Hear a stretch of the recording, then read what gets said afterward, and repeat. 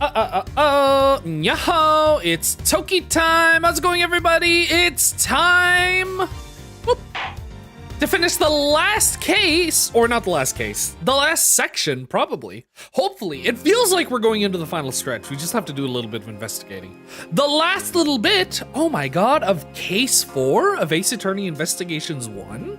And then we get to do the last case where everything finally resolves. Oh my god. Gary Wilson, welcome, welcome. Okay, so last time, I mean, basically, last time what happened? last time was kind of cut into two halves. Half number 1, we did a dumb little tangent. We did a dumb little tangent in which we had to prove Gumshoe's innocence through these silly little dumb pieces of evidence where we had to say like, oh, he was eating a Swiss roll, he was sitting down, he was on a bench, he was sharing it with a child. And we did that. That's not really the most important part. That just takes a long time. Oh god, my nose is so stuffy. I think it's because it's winter now. It's getting into winter, so now my nose is just all stuffy all the time. I wish I had I don't know, do I need like a dehumidifier or a humidifier or something? I don't know.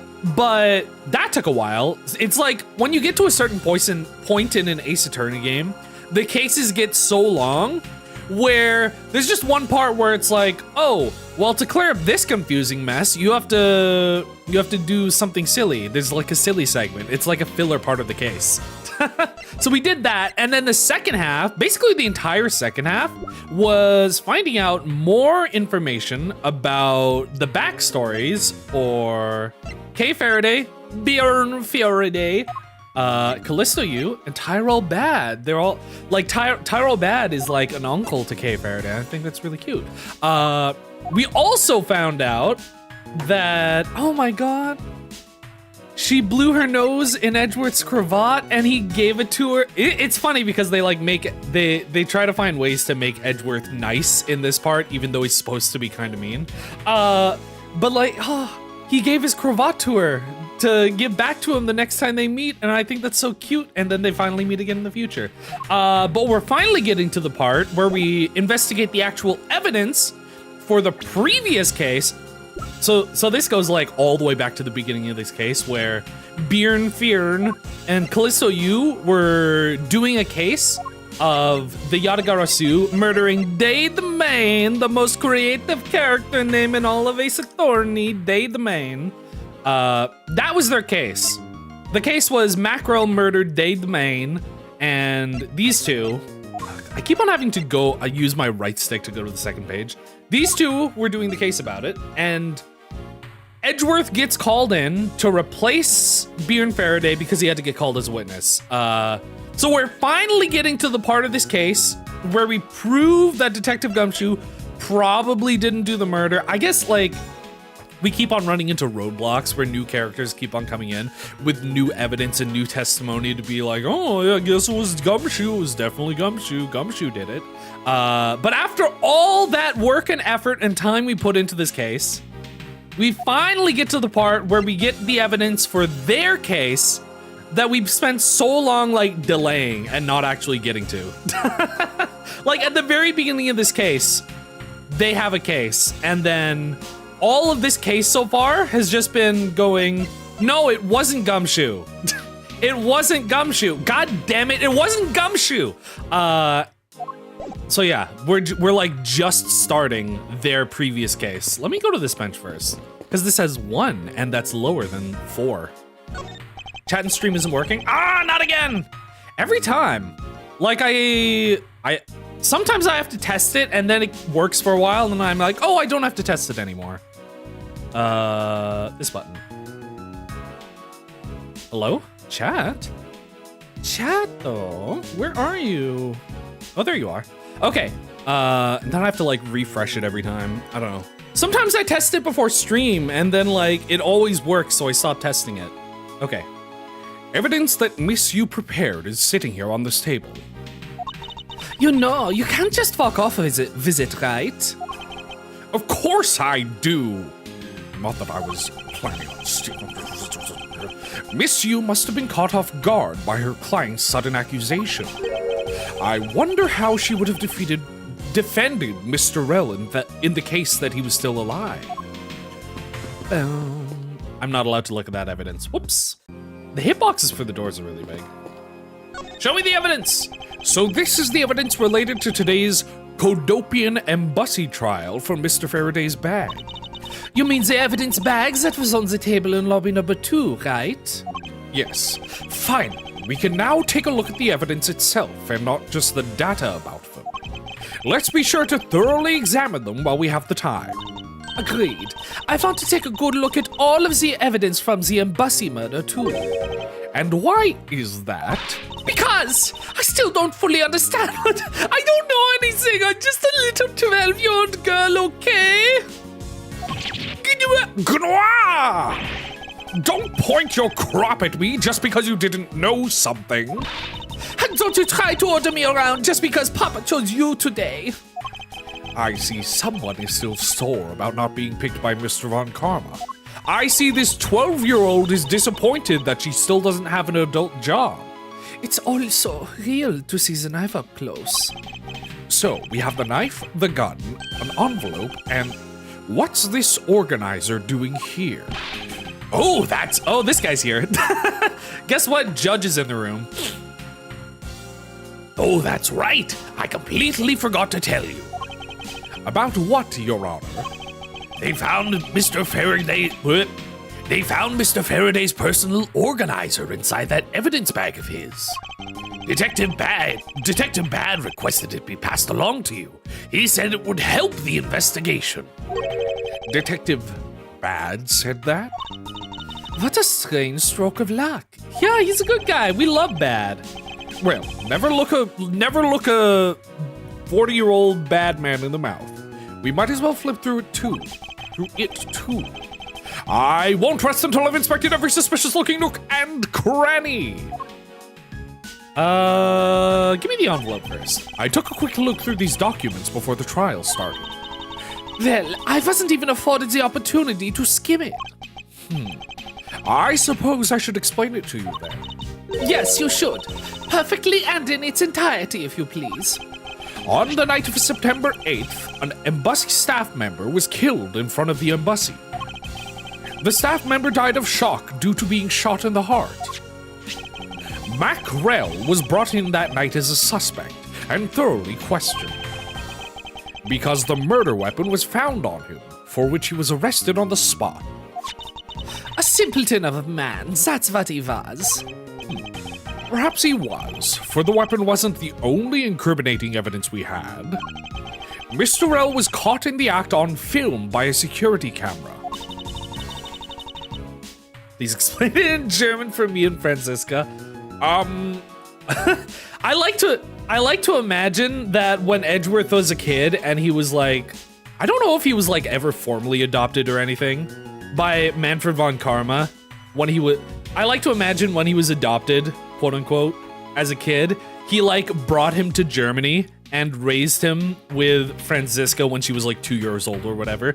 But Von Karma would only talk in German, and Edward just has no idea what's going on and didn't learn any German, and he still doesn't know any German. And then sometimes the Von Karmas keep talking in German, and he just has to guess what's going on. And he's like, yes, speaking the German. I understand in what you're saying. He wasn't even bigger simpleton than I thought. I can't believe he didn't notice the security camera. The Codopian embassy security system is supposedly very well designed. He may have simply not been aware that there was a camera in the area. So, have you seen the contents of the video for yourself? Bang! Yes, the surveillance video the security camera took was played during the trial by Mr. Faraday. You can clearly identify Mr. Rell on it. Even the sound of the gunshot was crystal clear. You can even identify the man because he only wears one article of clothing. Every character will always wear the same clothes. That's how you know who. Also, I just noticed, wait, he's supposed to be like an embassy. I don't know what his actual job is, but like he works at the embassy and his clothing is, a button-up t-shirt that he doesn't button the top 3 buttons of, and also sandals. He wears like rolled up jeans with sandals. Who even is this guy? What's up with this guy? He definitely looks like a person who would do it, right? Yeah, look at this dude. So, the footage included sound, huh? I don't think I ever want to see the moment of someone's death in real life. Me neither. I never want to have a man die right in front of me in my entire life. Surely that will never happen. I want to look at this last, because this is like the most sus thing. Nothing unusual about you not touching the thing with your cursor. It's the knife that was used to kill Mr. Faraday. Who would have thought that such a beautiful piece of art could be used for such a cool act? And it's never crossed your mind to use your riding crop, that you use your riding crop for the wrong purpose? Oh, that's it? The only thing there is, oh my goodness, the knife, it is so pointy. Yes, knives are pointy. Also, don't hit me. This gun, it was originally used to kill the Kodopian embassy staff member. When the crime was reported, the responding police found Mr. Rell still holding it, which led to his immediate arrest. And then, this gun took the original shooter's life. How ironic. Indeed. There doesn't seem to be anything else we can learn from this piece of evidence. That's it. Mr. Faraday's organizer. It appears he was in the habit of using it. It looks like he wrote his strategy for getting Mr. Rev convicted down in here. I have collected the evidence I need to prove that Rel was the killer. I didn't even press anything. It just like stood there for a second and then auto-forwarded. Between the handgun Mr. Rel had on him when he was arrested and the surveillance tape, I should be able to prove that he was the one. This is like the most nothing notes ever. Do you even have to write this down? It's just like something you can remember in your head. It's like, I have collected evidence and I can prove that he was the killer. That's like literally the most basic parts of your job. It appears that Mr. Faraday honestly believed that Mr. Rell was the killer in the case. Oh, there's more. Awesome. Yeah, it's the opening statement. The sound of his handgun going off was recorded with superb clarity on the... Oh, you know what? Now I'm just realizing. So at the beginning of the case, I noticed that the TV was still on and I was like, oh, well, obviously they played the gunshot. And then we got halfway through the case and we got stuck in the trappings of figuring out the stuff with the balloon. So I guess I just kind of was like, well, I guess it was the balloon. There was a real gunshot and there was the balloon gunshot. There could have been 3 gunshots, technically. But there's my evidence that the TV was used to fake a gunshot. Superb clarity on the video. I also have evidence that I can use to prove that Rel is not the real Yatagarasu. And it would also appear that he had proof that Mr. Rell was not the Yatagarasu. No matter how he may try to play it, as long as I have the Yatagarasu's key... Oh my god. Is that why the murder happened? So she could steal the key? I can prove he's a phony if I present it. Did she? I feel it. Okay. Here's the thing. It's like really obvious. I mean, from like a experiencing the story standpoint, it feels immediately obvious that Bjorn Faraday is actually the Yatagarasu. I wonder if they're doing like a crazy plot twist thing where it turns out Callisto Yu is the Yatagarasu. I don't know, because his backstory is still that like the Yatagarasu is like a just thief, right? So I don't know if they would do that. I don't know if that makes any sense. I think, could it actually be that, wait, okay. What was the backstory for this case? Does she think that... So she said she thinks that Manny Cochin killed CCU. Does she think that the Yatagarasu, like, had something to do with that, and that's why she killed him? Or maybe that she killed him to get the key? Because the key was his one key piece of evidence. And if she stole the key, she would be able to win this case or something. I don't think I've heard Callista really care about. She's kind of weird. I mean, we didn't really get to talk to her that much about it. It was like 2 times where she's kind of weird. Like her thing is she's always laughing.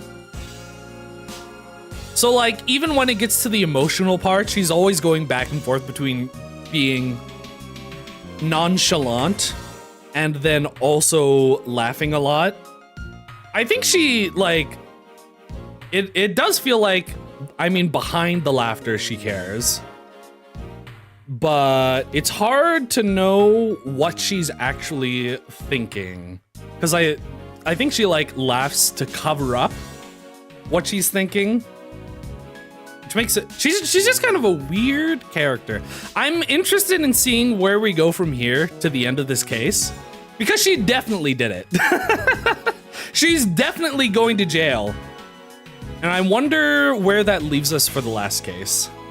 I can prove you. If I present it to him in court, it should clear everything up. But if I get murdered and the key is stolen, then the defense attorney will win the case.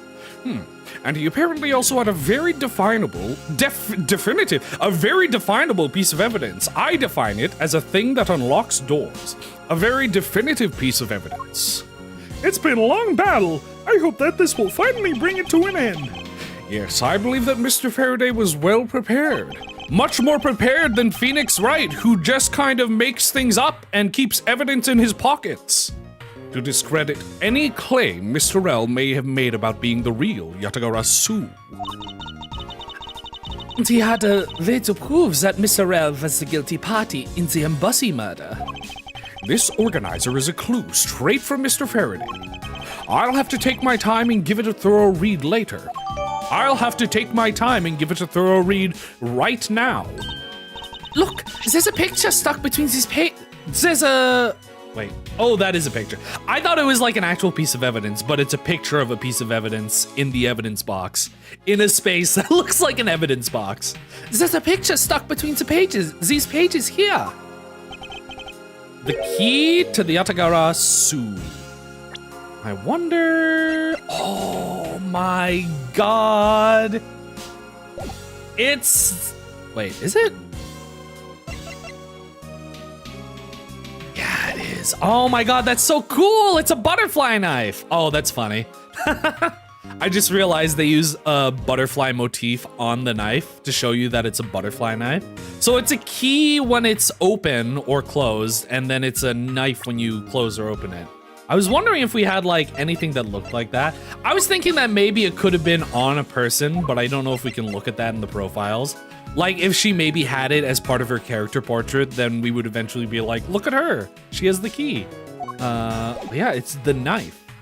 Oh wait, she didn't get to steal it then, because we still have it here. But Edgeworth, this is an Ace Attorney game. Edgeworth won't be able to figure it out until we're halfway done this argument. So we have the key as the knife, and I'm not sure if she knew that. Or maybe she does know that and doesn't think we can figure it out. Flaming Fortune 7, welcome, welcome. It appears to be a key. And that's a ornate one at that. Just look at the design on the handle. The craftsmanship is superb. Could this be the Yatagarasu's key Mr. Faraday mentioned in his organizer? The Yatagarasu's key? Detective Bad said something earlier.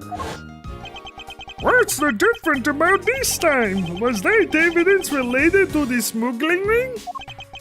Was sent to the police, and the sender was none other than the one who infiltrated the Kodopian embassy. The Yatagarasu. The Yatagarasu is evidence. Until now, the Yatagarasu would always publicize corrupt dealings to the mass media. But not this time! Oh, not this time! Voice acting as we get. I mean, but for the flashbacks, I don't really care about the flashbacks, but because I already read it before. I'm trying to do normal voice acting for the most part, but thank you. Mr. Faraday must have been trying to keep this secret keep safe. As the prosecutor on both the Yatagarasu and the smuggling ring cases, that's to be expected. Oh, looping? Oh my god. That's odd. What is it? Mr. Faraday didn't mention anything about a knife. I wonder if I should inspect this closer. I like that. You know what I like about it? The butterfly key / knife. Is that... What is it? When you're looking at just the knife, it doesn't look like butterfly. Well, I guess it kind of does. I don't know. I think it's really cool. I like the plot twist of the knife being the key. That's really good. That certainly is odd. The weapon that was used to kill the Kodopian embassy staff member was the gun. But if that's the case, then where did the knife that was used to murder Mr. Faraday come from? Isn't it obvious? It was brought into the courthouse by Mr. Rell. That's the only logical conclusion, right? There's nothing else about the knife that we should inspect. It's definitely not suspicious at all. No, because it's not that easy to smuggle a weapon like that in here. Every person who enters the courthouse doors is checked thoroughly for contraband. Furthermore, the suspect was handcuffed, making it impossible for him to bring a knife as large as this inside. In that case, how do you suppose this knife ended up inside the courthouse? Do you have an explanation? Did you already figure it out, Mr. Edgeworth? I need to think carefully here. There is nothing related to the knife written anywhere in Mr. Faraday's organizer. However, it is a fact that this knife came from Mr. Faraday's evidence bag.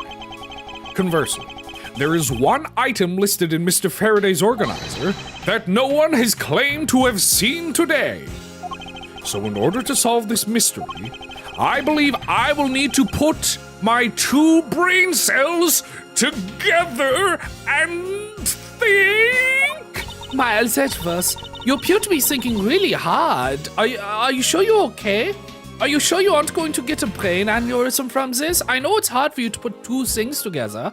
It's so hard for you that it's a major game mechanic. Miles Edgeworth, can I take the fact that you have yet to answer me to mean that you don't have an answer for me? Actually, I do know the answer, Franziska. What? Then what is it? One of the pieces of evidence we've been holding has been hiding a secret of its own. Oh my god. He's so much smarter than Phoenix. And it was through this piece of evidence that the knife was brought into the courthouse. What if I say something dumb like my badge? Take that! I don't see how that. Why did you present your badge? You always do that. You're always presenting your badge to me, and you lose a little bit of health, and then you lose the game. That didn't answer my question at all. Every piece of evidence has some secretive aspect about it. Even my personal belongings. Oh, then I demand to know what the secret of this one is. All right, maybe there is no secret to this one. I need to think carefully here. There is nothing related to the knife written. Oh, I know. I figured this out like 10 years ago. As soon as we got the piece of evidence that was like, hey, there's a key. I need to have a good look at the evidence. I know how it was done. There it is. Oh no, it's the... I was like, where did the key go? And it was the knife, but it's where did the knife come from? It's the key. Take that! Take that! This Yatagara-su's key, Mr. Faraday mentions in his organizer. This is how the knife was brought into the courthouse. You're not making any sense, Miles Edgeworth. That's clearly a key, and that's clearly a knife. Those are not the same thing, you know. I don't know how you keep mixing them up. I'll have you know, I learned the difference between a key and a knife at least 2 weeks ago. You won't pull one over on me. You just need to look look a bit closer, Franziska, to see what I mean. Don't the color and ornamentation of the key's handle remind you of anything? They do remind me of the knife. Very good. Here's a cookie. Yum, yum, yum, yum, yum. Both the Yatagara-su's key in this photo and the murderous knife have this very unique design on their handles. Furthermore, even though Mr. Faraday mentions the Yatagara-su's key, the only object we found at the crime scene was the knife. You don't seriously mean to say? Tisku. It appears that you finally caught up. And yes, I do mean to say that these two pieces are in fact one and the same. But that's impossible! Even if that is what you believe, we should still investigate this possibility. Now then, let us examine this knife in a little more detail. Oh my god, we get to play with the knife. Can I mean, that's the thing. Can I stab myself? Franziska, don't point the knife at me! It's the weapon that was used to kill Mr. Faraday. The handle and the blade itself both have beautiful designs worked into them. Look, there's even a flower-shaped design in this gold section here. If this hadn't been used as a tool for murder, I want the knife! I want the knife, Miss Miles Edgeworth! Why won't you get me a knife? Can you give it to me as a birthday present? I want this knife. I don't want you to buy me one. I want this knife. She seems to be drawn to the embellishments. Too bad this isn't mine to give. I was hoping that was like the button. I guess it's this. Oh! Where's my zoom out button again? Oh! The controls for this are so weird because I'm used to like on the DS, like when you play the Ace Attorney games on the DS and they give you the 3D investigation thing, you get to use the touch screen and that feels like a lot more precise and easy to use. Oh my god! I can't believe it turned into a key! To think there was a trick to this thing. So, the weapon used to kill Mr. Faraday is actually the key the Yatagara-su stole. This piece of information is more critical than anything we'll learn. Oh no! I bit my tongue. Just like me, Mr. Edgeworth. Frankly, I'm shocked. Mr. Faraday only mentioned the key aspect of this piece of evidence in his organizer. It's possible that even he had no idea the key was hiding a knife blade inside. But if that's true... interesting. So I've been like going back and forth on this because like the first thing I thought was that Bjorn Faraday was actually the Yatagara-su, but it seems like it's possible that Callisto Yu knew that the key was a knife because that's how she would have had to set up the murder. Because I don't know why Bjorn Faraday would want to be using the knife, all things considered, on Mackerel. It seems like she could have known the key was a knife, which would mean that she knows something about the Yatagara-su, but I still think it was Bjorn Faraday that's the actual Yatagara-su. But if that's true, is there only someone who knew about the key to the knife trick? Could have killed Mr. Faraday. I mean, I still think Bjorn Faraday knew that the key was a knife. He just didn't mention it because it wasn't important or he wanted to keep it a secret. But like, it feels like the evidence is pointing towards her knowing about that, and I don't know why she would know that unless she's the Yatagara-su or knows about knows like specific secrets about the Yatagara-su. Even Among Us, I still need an Among Us button. Just do that. Even among law enforcement, this key was top secret. We're looking for someone who knew even more about the key than... Wait. Oh, I got tripped up because they used even twice. Do you ever like feel that way when they use the same word too close together? You like trip yourself up. So it's like, we're looking for someone who knew even more about the key than even Mr. Faraday. I'm a very redundant man, meaning that the only person it could be is the one who sent the key in the first place. The great thief Yatagara-su. Then maybe Mr. Rel really was the Yatagarasu. And he was the one who killed Mr. Faraday. Isn't that one possible scenario? No, not really. Especially since Mr. Faraday was absolutely convinced that Mr. Rel was not the Yatagarasu. Besides, as Detective Bad said earlier, but when we... Oh, this is a flashback. When we questioned Rel about when he was sent a white card, well, no, he don't know. We don't know anything. I see.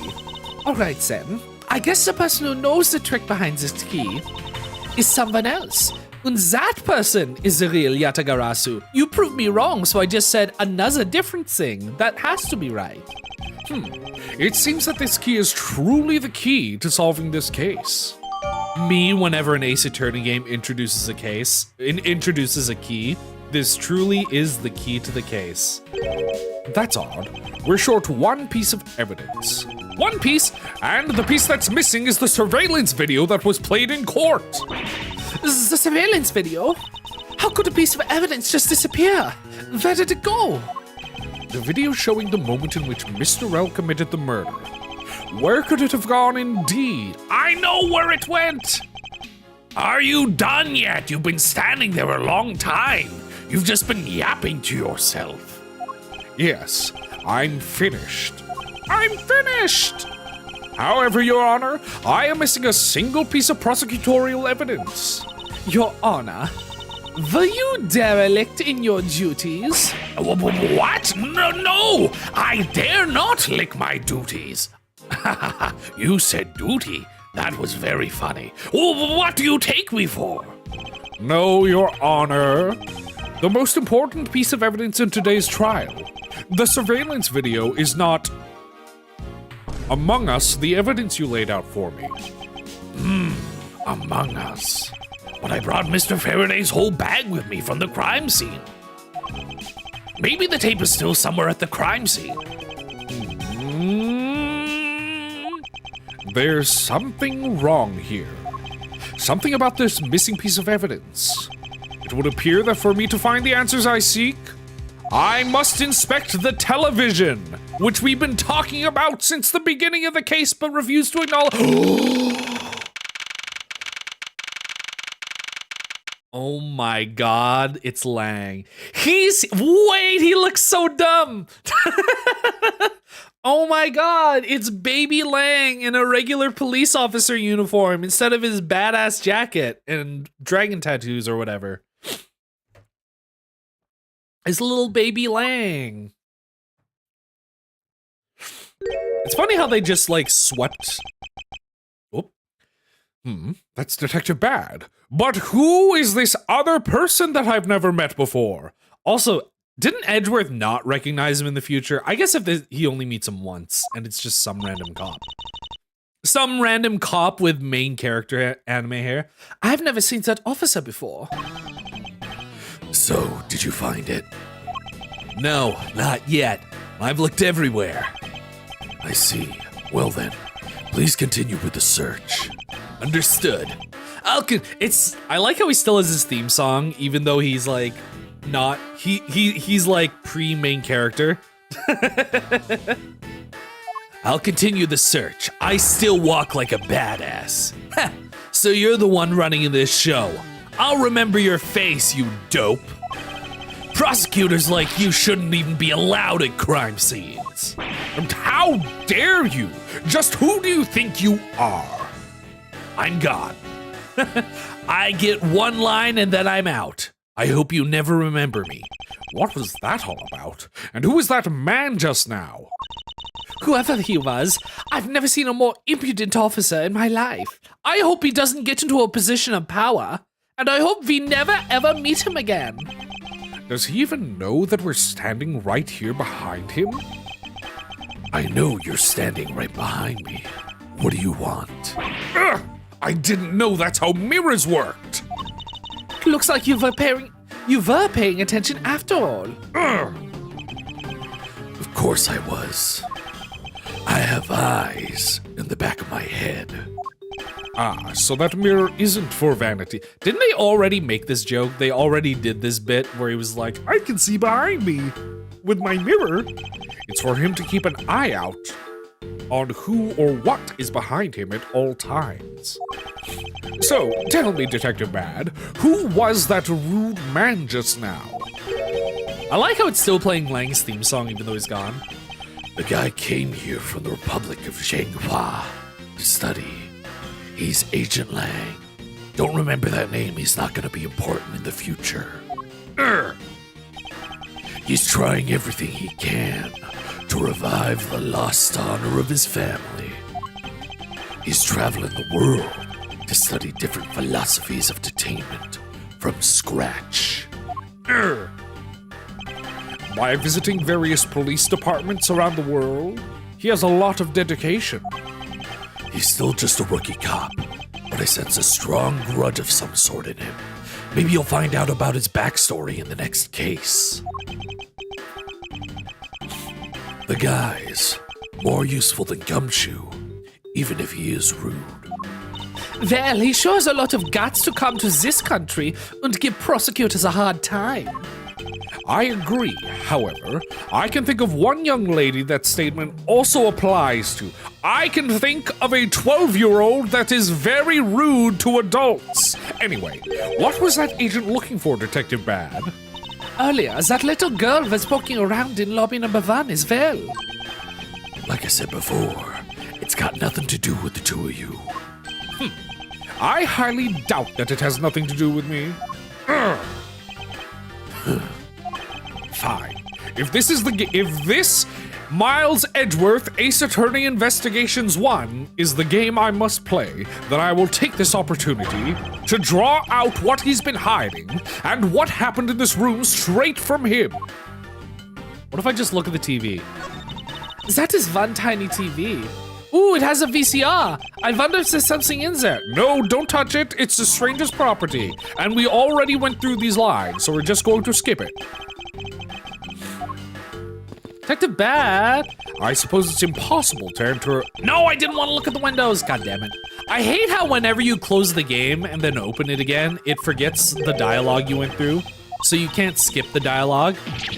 Because usually if you've read dialogue before and it gives you the same dialogue again, you can hold the B button to skip through it. I want to talk to a man. Earlier, you were in lobby number 1, and now you're here in lobby number 2. You're quite the busy man, Detective Bad. Multiple returns to a crime scene brings about success. That's what we detectives say. I've never heard anyone say that in my life. In that case, you wouldn't mind if I asked you about what happened again, correct? I don't have anything left to say to you, boy. Boy! Me when I'm playing God of War. Boy! Boy! You'll see. I will draw my answer from you one way or the other. I've never played God of War. I have. And would it kill you to help us even a tiny bit in our investigation? I gave Faraday's notebook to the judge earlier. That's help enough, don't you think? Please, we are asking you for just a bit more of your cooperation. Don't push me, boy. I want to present. No, we'll just talk to him. I'd like to ask you once again about what happened around here at the time of the crime. I refuse to answer. Any more investigating you do would be a waste of time. Why? Because I said so, and I'm the detective, which means I make the rules. No, I make the rules. I'm in a higher position of power than you. Besides, what am I supposed to answer questions about things I don't know about? How am I supposed to do that, not what? Things you don't know about? But aren't you supposed to know everything? I thought you were a big smart man. He should. Wait, is it possible? Maybe he doesn't know about the trick behind that piece of evidence. I should try showing it to him. It may prove to be the wink wink key. Did you see what I did there? The key to getting some answers from Detective Bad. This is the second time they've made that joke in the same case. Detective Bad, did you know of the existence of the... Also, I just realized, I think I left the volume on too loud. I know it's still quieter than my voice for the most part, but I just realized it is a little too loud. Oops. Of course I did. It's my job to know everything related to the Yatagarasu case. In that case, let me ask you something. Did you know that the knife that killed Mr. Faraday and this Yatagarasu's key are one and the same? Done. What? That's impossible. It looks like he didn't know after all. Nana nana boo boo, they're so smart. This piece of evidence, which we call the Yatagarasu's key, is actually a well-camouflaged knife. Urgh! Mr. Faraday was planning to use this Yatagarasu's key to prove that Mr. L was not the real Yatagarasu. Isn't that correct? I guess so. Would you like a lick of this? No, you had it in your mouth. I love sharing. No, stop it. Get it away from me. However, Mr. Faraday had no idea that it was, in fact, a knife. Yeah, I have to admit, neither one of us knew that fact. And if neither of us knew, then no one in law enforcement knew either.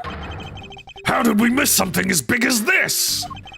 I noticed that since a little while ago, you appear to be searching for something. I presume that this key is what you were searching for? Yeah, that's right.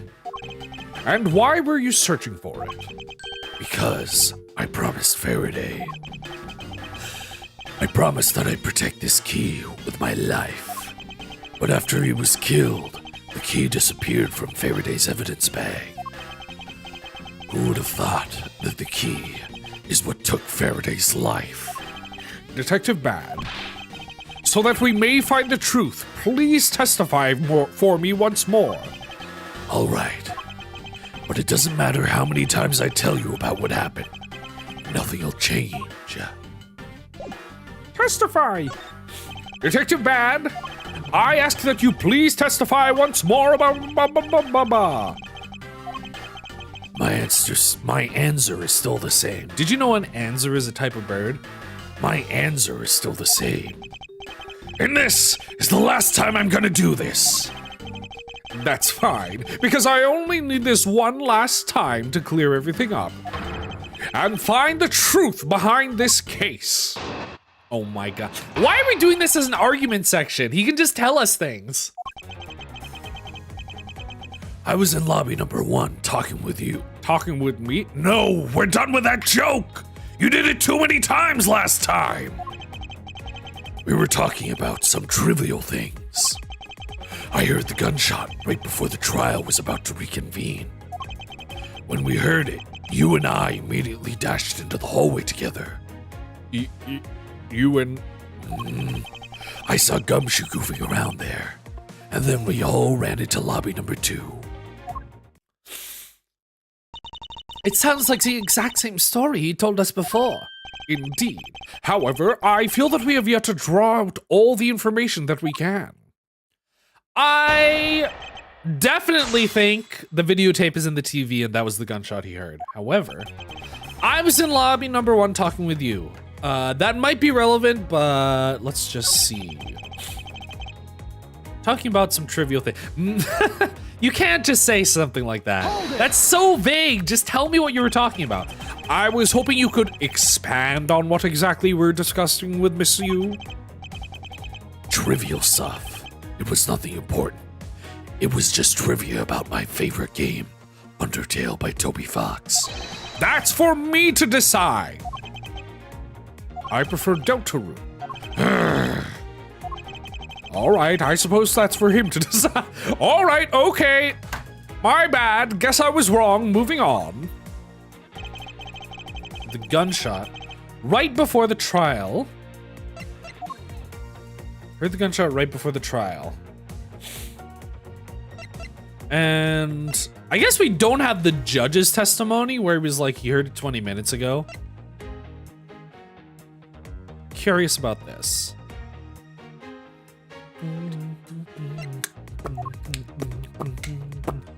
Wait, where? I wish we had a map. We're in. This one's number 1, right? Or this one's number 2? The room is number 2? They were in lobby number 1. Okay, so the murder room was number 2. I was just remembering. We heard it. You and I immediately dashed into the hallway together. Immediately, or did she linger behind for some reason? And why did the two of you dash out in the hallway straight away? Because we clearly heard the sound of a gunshot, and we knew it came from somewhere nearby. And how did you know that it was a gunshot? How do you know what a gunshot sounds like? I think it sounds like a balloon. Huh. In my line of work, you hear enough of them to know. I suppose it's only natural for a detective to know what a real gunshot sounds like. But given the circumstances, the only person I could think of whose life would be in danger was Faraday. That's why I ran to the hallway right away and headed for where he was. Gumshoe, you dummy. Tell me about this one. Hold it! Until you heard the gunshot, did you notice anything else that was out of the ordinary? I didn't hear any other strange sounds until that gunshot. If the gunshot Detective Bad heard was really the one from the murder, that would give the other piece of evidence an entirely different meaning. I ask that you please amend your testimony with that statement just now. Sure. I didn't hear any strange sounds until that gunshot, including 20 minutes ago. Balloon. Is it this? Objection! Objection? Is it this? I suppose it's this. Detective Bad, does this balloon fragment... Calling a piece of rubber a fragment is so funny. I feel like fragment implies hardness, right? Like it's a fragment of glass or a fragment of plastic, but like a balloon fragment is such a weird way to phrase that. Does this balloon fragment remind you? Does this fragmentation grenade remind you of anything? It's the same color as the one Kay was holding. Oh, so you know about that girl's balloon? Yeah, I was sitting with her up in the gallery. I gave her the balloon. During the recess, just before we split up, I filled that balloon up with... Oh, he did give it to her. That's cute. Well, you filled it up? Where did you get the helium? Unless he blew it up with his mouth and she was just kind of dragging it around. She was dragging it around like just a random thing on a piece of string because there wasn't any helium. Well, as you may have already surmised, this piece did indeed come from Kay's balloon. So, what about the balloon? I wonder if you might remember hearing this balloon pop at some point. What are you getting at? This fragment was found in the hallway, right in front of lobby number 2. Furthermore, it was the sound of this balloon popping that the judge mistook. So this is what I was getting at before. I think the balloon was like not... So what they were saying before when we were doing the judge testimony was that 20 minutes ago the balloon popped and then 20 minutes later the real murder happened. But like that doesn't make any sense to me because that would imply the murder happened right then, which would imply that Faraday and Rel did kill each other. That's why I was thinking like to me it was obvious that the balloon had to have been the one that sounded off 20 minutes ago. But like they weren't saying anything about that and it made me feel like I was going insane. But I did have a feeling it would eventually come up later. But like, yeah, the balloon had to have popped 20 minutes ago because if the balloon the balloon had to have popped during the discovery or just before the discovery of the bodies. Because if the balloon popped 20 minutes ago, then the real gunshot would have been the one that happened just before they discovered the body, which doesn't make any sense because I think the murder was set up beforehand, aka 20 minutes ago. Anyway, Does that mean I'm trying to think because that doesn't make any sense, does it? The judge heard that 20 minutes ago, but he didn't hear it 20 minutes ago? And also, if the balloon is one of the gunshots, that would mean there are 3 gunshots. The real gunshot, the balloon sound, and then the videotape, which I guess we don't have as evidence yet. So I'm trying to figure out, like, would that mean that the balloon popped at the same time that the gunshot in the video fired off, and it was just a coincidence? Like it was a pure coincidence that those happened at the same time, so it just covered it up, and I don't know what the significance of that is. Oh, so the sound that the judge heard was not actually a gunshot, huh? On top of that, His Honor said that he heard the balloon pop about 20 minutes before the trial was to reconvene. Yes, which means that His Honor heard the balloon pop in the hallway when you were in lobby number 1, Detective Bad. And if you were in lobby number 1 at that time, you were close enough, you should have heard the balloon popping as well. So I'm old, I can't hear things. The judge is like 80. The judge is like 500. Well, don't give me so. This just proves that there's a flaw in your testimony.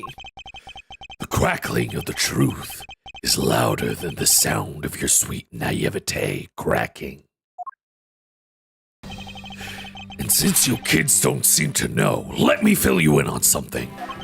Did you ever just stop to think why the doors and walls of this place seem so rugged? Are all of the rooms completely 100? First of all, I don't even know if like 100% soundproofing even exists on a basic level. Like you can sound dampen a room. I don't know how easy it is to soundproof a room. But like if they're implying what I think they're implying. That's because they were designed to keep secrets from being leaked. So if the rooms are soundproofed, oh, that's interesting. Here's a theory. What if could it be that the walls in between both of those lobbies isn't insulated? So he could hear the gunshot from the TV, but he couldn't hear the balloon being popped from the outside. I do think the judge heard the gunshot, like the real murder gunshot, and then the balloon popped around the time. I don't know. It's weird. It's just weird because there are 3 gunshot sounds and only 1 gunshot. What is that supposed to mean? The doors and walls are super thick. The window panes are double layered. To top it all off, even the curtains are made of special sound absorbing material. Oh no, wait! Oh, I forgot! It's because the windows were open in both of the defendant lobbies, which is why he could hear the gunshot from outside. Oh wait, I guess that's why the judge heard that too. That's why the judge would have heard the gunshot at the same time. Then you mean... Oh wait. Okay, also, I'm pretty sure they said Callisto, you opened the window later. So he wouldn't have heard the first gunshot, but the judge would have heard that because his window was open and defendant lobby number 2's window was open. So he could hear the first gunshot, but Detective Bad couldn't because the window was closed. Then later, after Callisto you spilled the perfume, she opened the window. Then both the windows were open, and then the gunshot fired from the TV. So they both heard that sound. I think that makes sense. And also, I guess the balloon popped. At some point, the balloon popped. Like the fact that there are 3 of them is messing with my theory. No! Gnurk! I knew that's what he was going to say. Then that means that Scrapface's testimony is completely useless. If the rooms are soundproof, then of course he wouldn't hear a sign of struggle. No! That's also why it's only natural. Also, why didn't we bring this up before? when that was like the crux of Gumshoe's testimony was he didn't hear signs of a struggle. He wasn't like, he didn't immediately point out that the rooms are soundproof. That's why I didn't hear the balloon popping. Now do you get it, kids? Miles, I thought we were supposed to be the ones finding flaws in his logic. What's the other way around? He's being really mean to me. I didn't know this is how it works. I didn't know you're supposed to be mean to prosecutors. Little do you know, that's how the games work in the future. The other way around? It's not possible to hear the sound of a balloon popping if one were in lobby number 1. However, if we examine the situation in reverse, a person standing in the hallway should not be able to hear the real gunshot either. And yet, Detective Gumshoe claims to have heard it while he was standing in the hallway. And I guess that's the balloon. I guess that's where the balloon popping came from. Detective Bad. Or no, I still think it's the window. Because both windows were open. All 3 windows were open.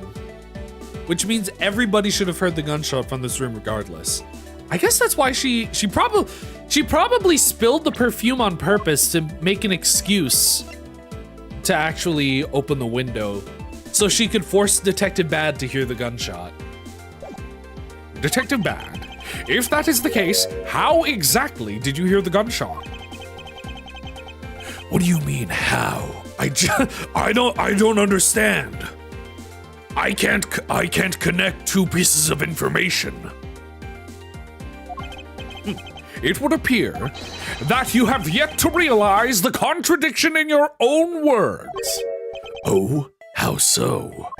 If the rooms are as soundproof as you say they are, then how did the sound of the gunshot enter your ears? I see what you mean. I guess I'm more out of it from Faraday's murder than I thought.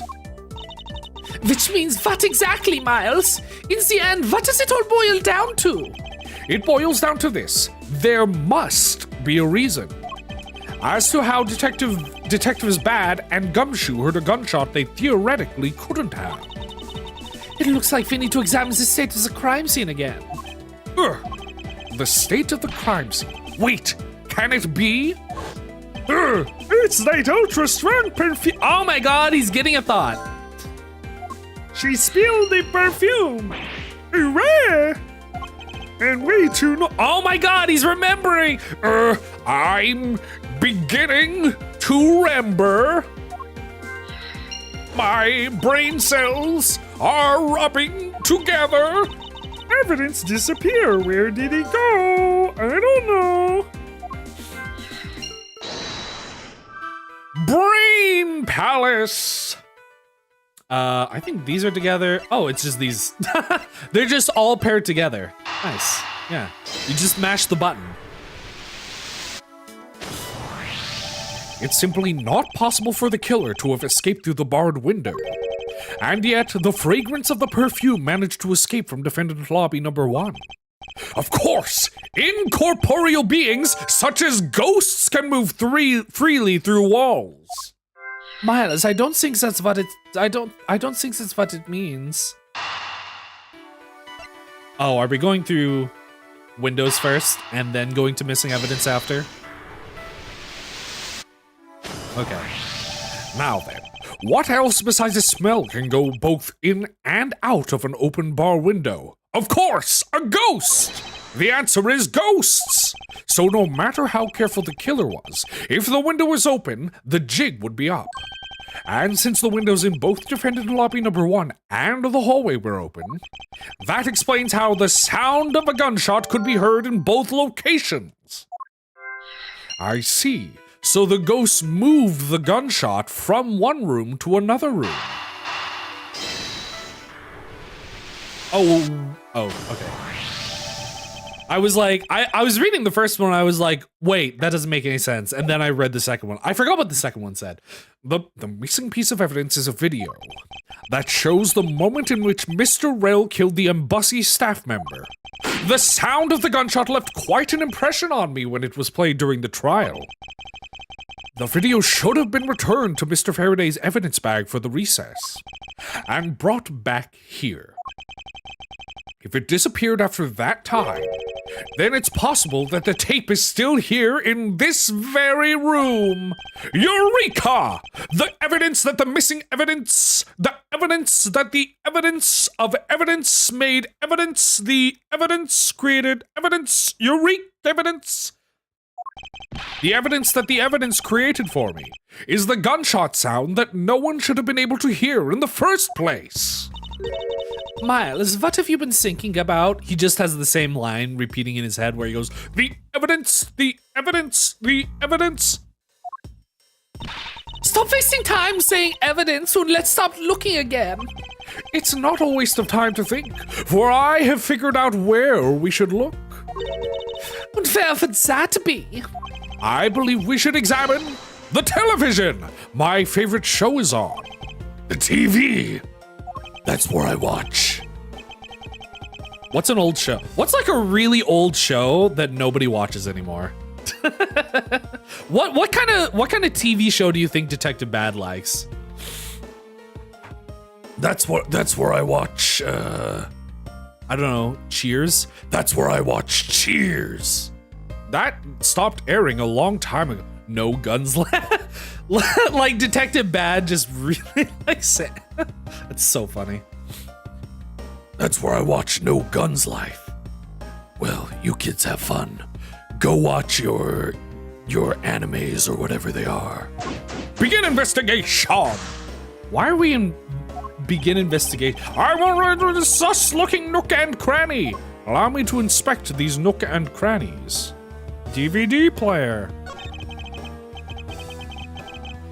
It's a video player, and there seems to be a videotape inside.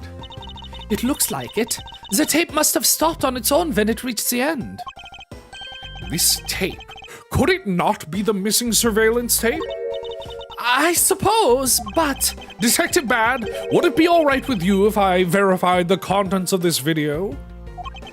Sure, knock yourself out. It's actually his copy of Star Wars. The I don't know what do they call when it was released on VHS? Did they call it Episode 3? Like the original trilogy? They called it like Episode 1, 2, and 3, didn't they? Before they retconned it with the prequels. If I remember correctly, the footage of Rel killing the embassy staff member should be at about the 30-minute mark from the start of the tape. Understood. This should be about right. Now then, let's see. Bang! Oh my god! This is the footage of Mr. Rel shooting the embassy staff member. I knew it. The missing piece of evidence. The surveillance video was here all along. I think Bad is a good guy. I think that's the joke of his name. Is like he's supposed to look like a bad guy, but he's like a good guy. This sound. What? I don't understand. What does a gunshot sound like? It appears that Detective Bad has figured out the true source of the gunshot he heard. With this, I think we can figure out the trick behind this double murder. Do you think you've figured it all out then? Yes, all I have to do now is show what the gunshot detectives Bad and Gumshoe heard was, and through where they heard it from. Fine. In that case, show me what you've deduced. I still don't understand. I'm still doing elementary school math, Miles Edgeworth. I don't understand complex algebra. Now, to show what the gunshot detectives Bad and Gumshoe heard was, and through where they heard it from. Oh my god. Why do we have to do this? We already know. They played the tape in the VCR. Eureka! This piece of evidence will always go. Oh, do I have to? Oh my god, this is so dumb. Are you telling me? Ugh, I hate whenever they get to like a point where it's like, oh, you didn't hover your cursor over the very specific part, even though it's obvious what you mean. Fine. The TV, I guess. not the VCR where the tape was.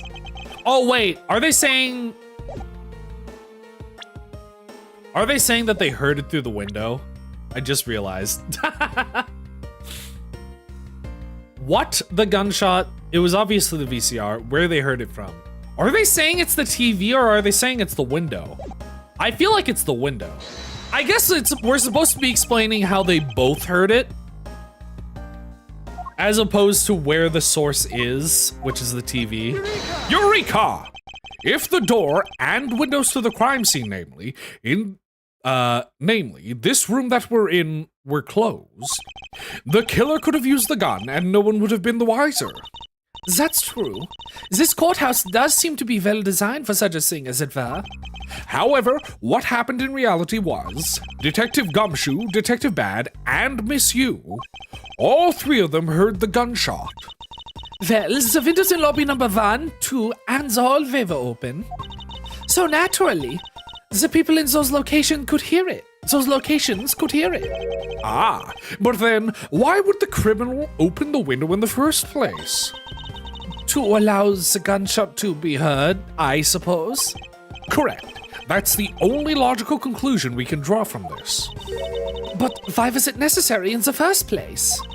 I want a real answer, Miles Edwards. I don't understand. Very well. I believe that the killer wanted to manipulate our perception of a certain fact. What was it that the killer wanted to manipulate our perception of? I'm trying to debate whether or not I want to see the wrong answer first. We'll just move on. I was trying to think, do I want to see what the dialogue is for the wrong answer, but I'm at like half health. And I think we still have one more argument left. The killer wanted to fabricate the time and death to their precise wishes. And they used the gunshot in the surveillance video to do so. Ring. Ooh, we got the music. So that's why the tape was left running. You mean the gunshot I heard was from this video? Yes, which means that the murders really occurred at an earlier time than we thought. Urgh. It must have been during the recess, but before Detective Gumshoe was on guard duty. Someone who has no alibi for that time period and planned this crime out in advance. That person is the real killer. Investigation complete. Oh yeah, I forgot. You heal after. You hear after like a part. You heal after like a part. Mr. Edgeworth! Yes, what is it? Miss Yu is asking for you. She's in the courtroom.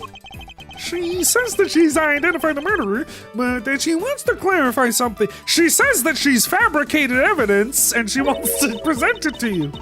It looks like Miss Yu is still investigating something. Understood. Please tell her that I will be right over. I'll come along. I want to hear what she has to say. It would appear that the time has come to uncover the truth. Here we go.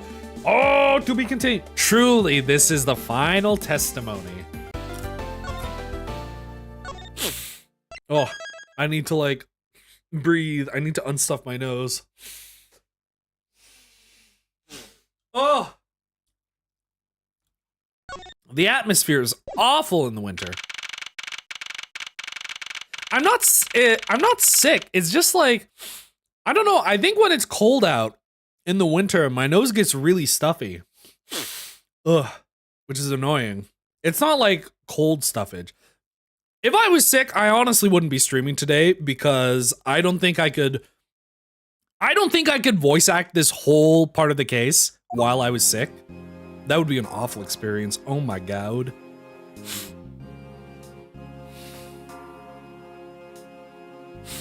Here we go. Oh my god, everybody's here. Hey, what are you doing here? Oh, hello, mister. I'm still investigating. But the object you're looking for has already... Hold it! Hold it! Kay, don't mind him. Please continue with your investigation. Okay, you got it. Goodbye. Detective Bad, haven't we already found what you were looking for? If it means I can keep her in the dark just a little longer, any little task will do. If it means that we can win against the imposter, she has to complete the rest of her tasks. Oh, you're more sympathetic than I thought. His walking sprite is so funny when you can't see, like, his body move just because of the jacket. Oh my god, we're standing in the courtroom like it's a real case. I've been waiting for you, Edgeworth. I've also been waiting for the moment in which we can finally lay this case to rest. The moment in which we can finally lay this case to rest. Wasn't that when we placed Detective Gumshoe under arrest? Before I solve this case already. Don't you? We'll see. It all depends on whether or not your logic holds. Oh, I see we even have a viewer in the gallery. And why, even Mr. Bad is here. A viewer in the gallery? I'm hardly just a bystander. I have a duty to see this case through to the end. No matter how it turns out. Oh, is that right? Anyway, I thought you might like to hear what I've slaved away to find out. I've taken statements on every single person's movements during the time when our suspect was in the hallway. I also confirmed that there was no possible route of escape from lobby number 2. Therefore, the killer must without a doubt be Detective Gumshoe. And that's all you have? Ha! Chat, she doesn't even know. Ha ha! Does she know? Ha ha ha ha! The Riddler meme. Ha ha! What are you talking about? Ha ha ha ha! Am I right, chat? Miles Edgeworth, what is wrong with you? You sound like you're going insane. Yeah, that's all there is to my conclusion and this case.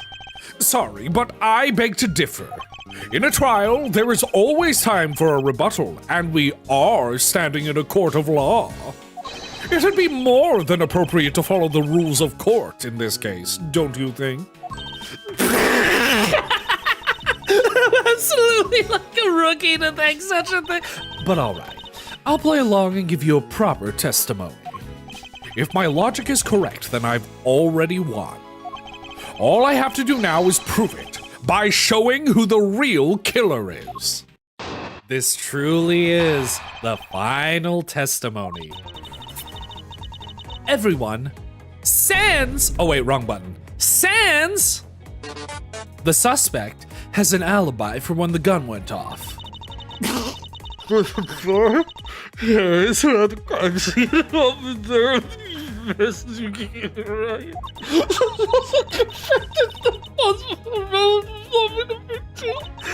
Jesus would want to check the conclusion. Detective Gumshoe is the killer. She's so weird. Why are you still laughing? Nobody said anything funny. Now that you have your testimony, I expect a good rebuttal, Edgeworth. But of course, there is no need to confront her logic head-on right now. I should instead focus on drawing out any trump cards she has up her sleeve. I think she's like gone through her Joker arc. That's like her backstory. Can I look at my thing? That's like her backstory with CCU is that she's gone through her Joker arc and now she's been Jokerfied. That's why she's like always laughing at everything. She's in Joker mode right now, and we're gonna see her go full mask off by the end of this case. Okay, Sans, the suspect. Sans is the suspect. Areas around the crime scene have all been thoroughly investigated. I don't think that's relevant. Also confirmed there's no possible escape route. Sees us with one unshakable conclusion. Okay, I think this might be a press them all because I think I have to go through this and then eventually Edgeworth's gonna say something about, I have an alternate fact. I have concepts of a theory. Hold it. The suspect? But I thought the suspect was Detective Gumshoe, not Sans Undertale.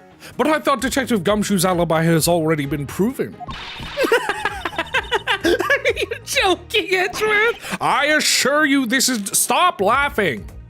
Look, I know you heard it from the judge earlier, that the detective was in the hallway, that the detective was in the hallway with Mr. Faraday's daughter eating a Swiss roll. Yes, that is correct. But see, that was 20 minutes before the real gunshot went off, right? And the problem is, there's no one else who could corroborate what he did since the snacking. Since the snacking! I see she's done her research well. I see that you know your judo well, which means that I should focus on drawing out whatever, which means I should press them all. When you get late into an Ace Attorney game, all the statements turn into a press 'em all. So even if there's nothing there, you just have to press every single statement until they go, "That's enough!" Whether they have been thoroughly investigated or not is for me to decide. The scrunched eyebrows lines on your forehead are back. Anyway, even if you believe it hasn't been exhaustive, the crime scene, lobby number 2, has no way out other than the hallway Detective Gumshoe was standing in. And because he claimed to be there, that makes him the only possible suspect. But isn't it also possible that someone escaped through the window and into the garden? I like when Edgeworth plays coy and he's like, he just says something that he knows obviously isn't true, just to see what the other person is gonna say. This is the first place everyone looks. The police aren't a bunch of lazy bums. They looked into every possibility, you know. Isn't that right, Mr. Bad? I'm on your side now. I love when they just, because there's only so much screen real estate, even if the secondary person isn't on their team, they have to slide in onto the same side. So it's like, Yeah, I'm on her side now. There wasn't a scrap of evidence to suggest someone used one of the windows. There also weren't any footprints or anything in the courtyard garden. I suppose they really did check everything that could be relevant to the case.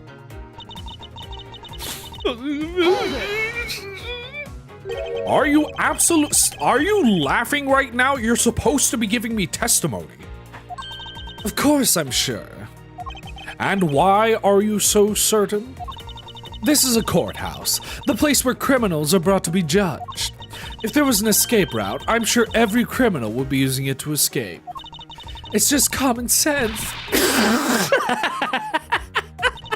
Miles Edgeworth, make her stop laughing. It's really annoying me. She's being really mean to us right now. Yow, Gnurk! Make her stop laughing, Miles Edgeworth. You may think it's unshakable, but to me, there are still too many unanswered questions. For example, who was it that placed the gun in Mr. Faraday's hand? You're the only one still wondering that.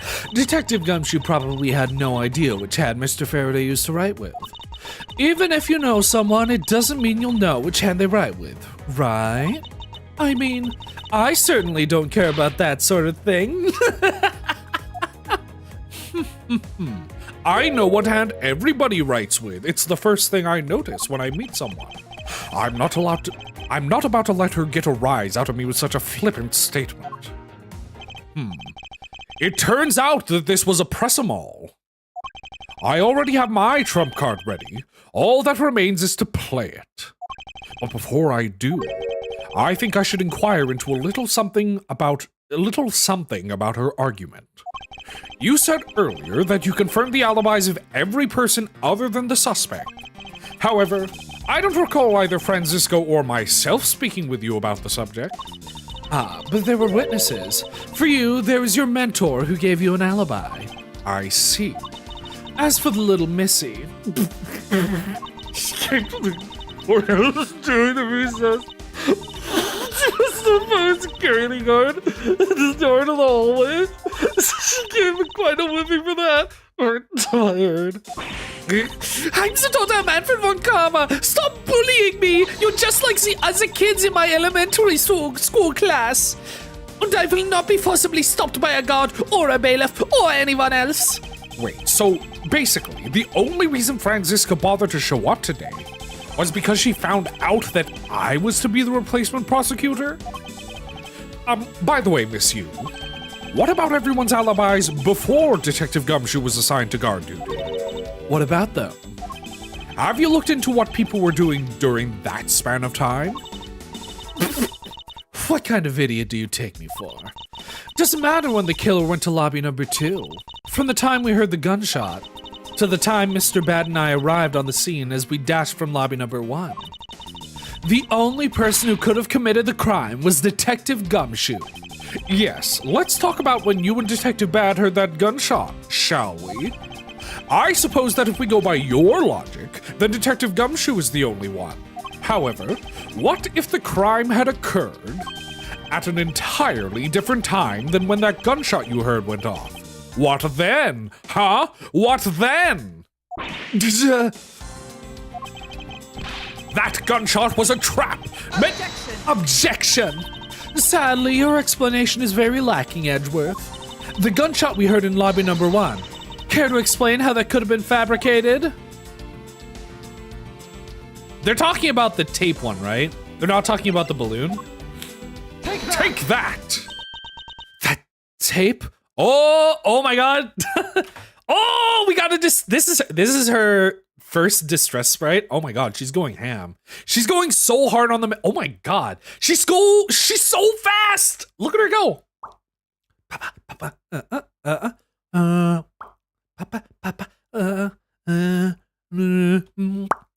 She's going so ham. Yes, it's why are you putting on more makeup? That's so much. This is the surveillance tape of Mr. Rell the prosecution presented in today's trial. This was found loaded in the video player in lobby number 2. That was connected to the large television that had its volume turned all the way up. You can't honestly mean that the sound we heard was the gunshot in the video. But I do, which leads me to my next point. The murders occurred much earlier than when anyone heard the gunshot. Whoops.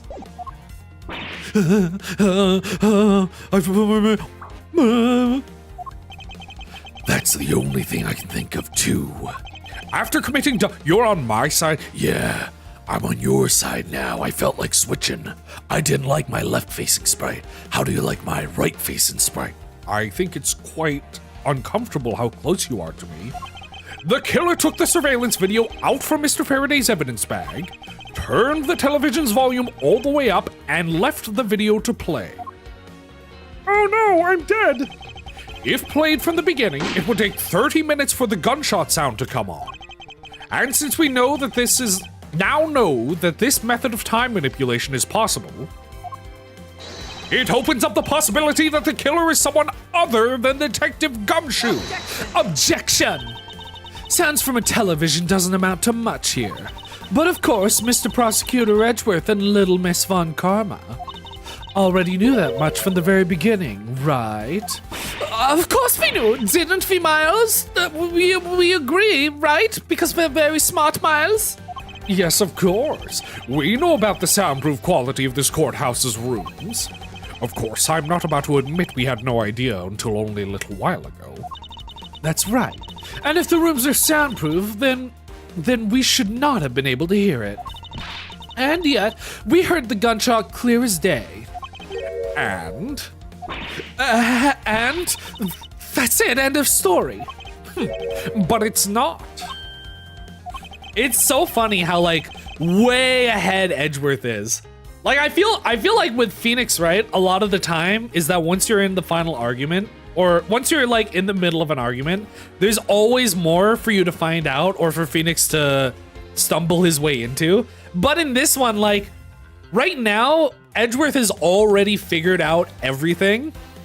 Like, he did it in the last testimony. He already figured it out. And now he's just cornering her. Like, he's going into this with a plan to trap her. It's so funny. This one. There is actually one common point between lobby number 1 and lobby number 2. They both have floors, ceilings, and walls. Did you know that rooms are similar? And it is that despite the fact that both rooms have air conditioners installed, a window is open in each. Now, we know that the window in lobby number 2 was opened by the killer. However, a window in lobby number 1 was also open. Objection! It's probably just coincidence that they were both open at the time. Objection! Stop laughing. It was no mere coincidence, I assure you. Why was the window opened in lobby number 1? The answer is that a certain person did something to cause the window to be opened. They pulled it with their hand. And the person who triggered that action, that person is the real guilty party. The real killer in this double murder is... Take that! Miss Callisto Yu! I hereby formally indict you on the murder of Mr. Faraday and Mr. Relv. What? You indict me? Ooh. Let's go. Oh my god, Distress Sprite number 2. She's so mad. That's a really good one. Are you serious, Miles? Why did you make her ruin her makeup? Why are you so disrespectful to women, Miles Edverse? What are you talking about? She did it herself. Why do you think she's the killer? I don't understand her motive just yet, but of course I'm serious, because she is the only one who could have done it. Well, Miss Yu, do you still feel like laughing now? Do you still feel like going Joker mode now? Of course I do, Edgeworth. My argument must not be tight enough yet. Although, I never thought things would spiral into this. But I'll have you know I'm enjoying this dance quite a bit. I guess this means it's time for my own rebuttal now, right? Here we go. Ooh! We're in the Allegro version! Oh, I love when they switch to Allegro. You argue that the window was open. However, do you have proof it was I who did that? Furthermore, do you have proof that the tape was used in committing the crime? Frankly, I'm shocked at you for going around accusing people of murder like this. Me when I'm totally not the murderer. I'm shocked you're going around accusing me of the crime. Especially with logic full of holes as yours. Wow, good testimony. This is where it really starts. I mustn't let my guard down for even a second, or the truth will blow away. Now is the time to put the patented Von Karma perfect proof to the test.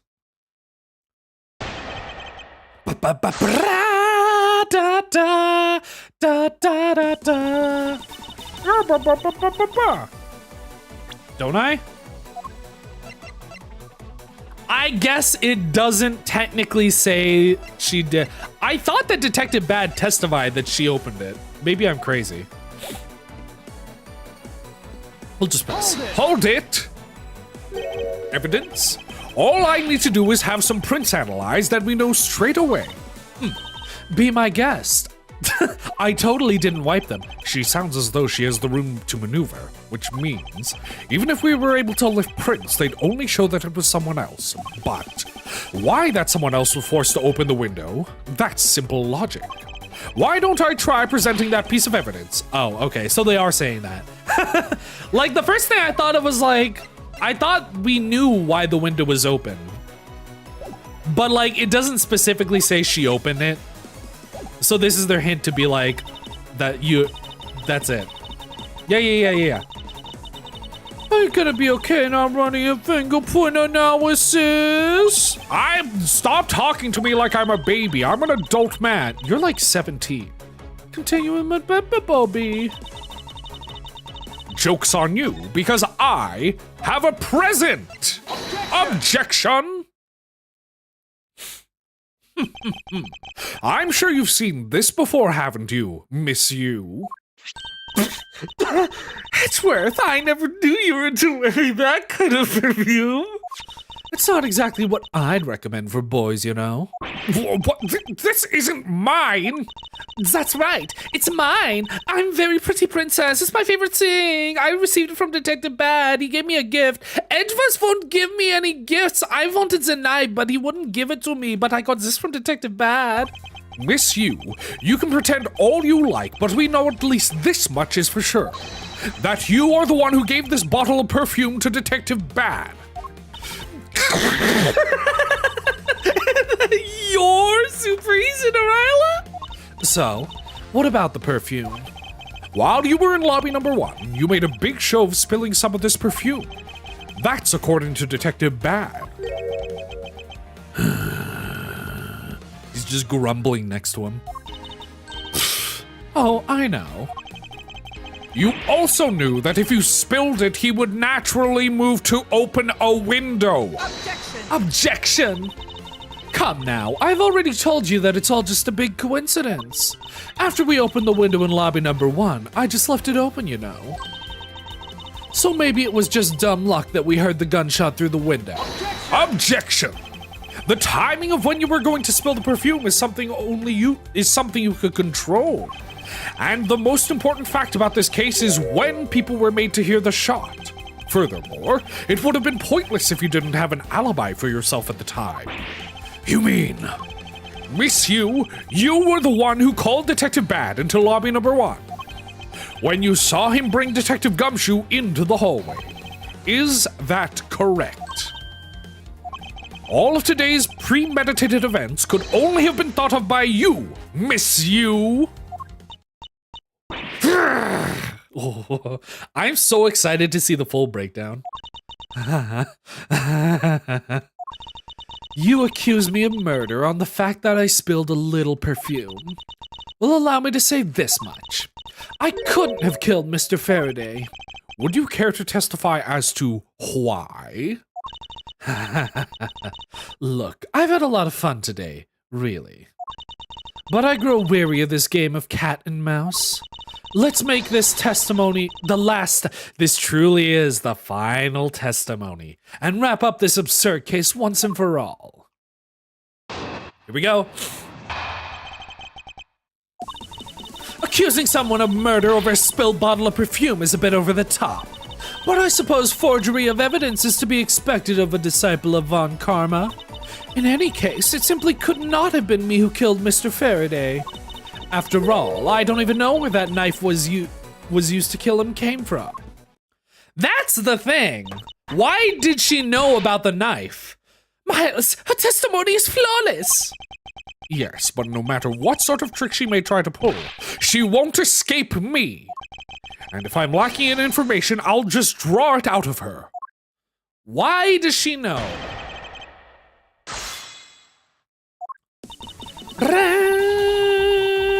Just get me to the last statement. I'm gonna ignore this because it's not relevant. She's just being mean. Bam, bam, bam.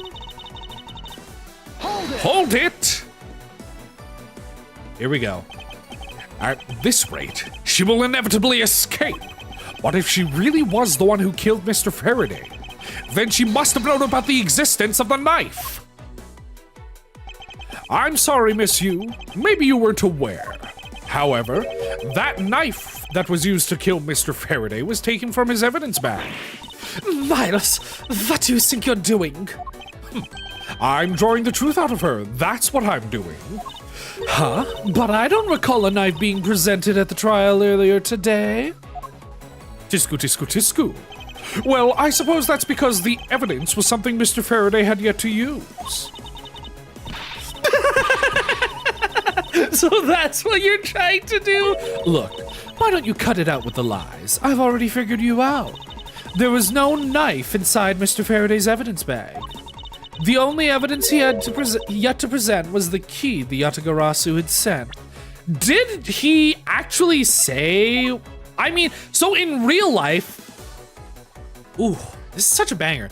In real life, all evidence is available to both parties through a method called discovery, which is like what you do before a trial where both lawyers have to show each other all the evidence. In Ace Attorney, you can just bring up evidence whenever you want and just present new evidence that nobody knows about. You just can't like conceal evidence that somebody else knows about. Problem is, I don't think he ever actually showed her the key.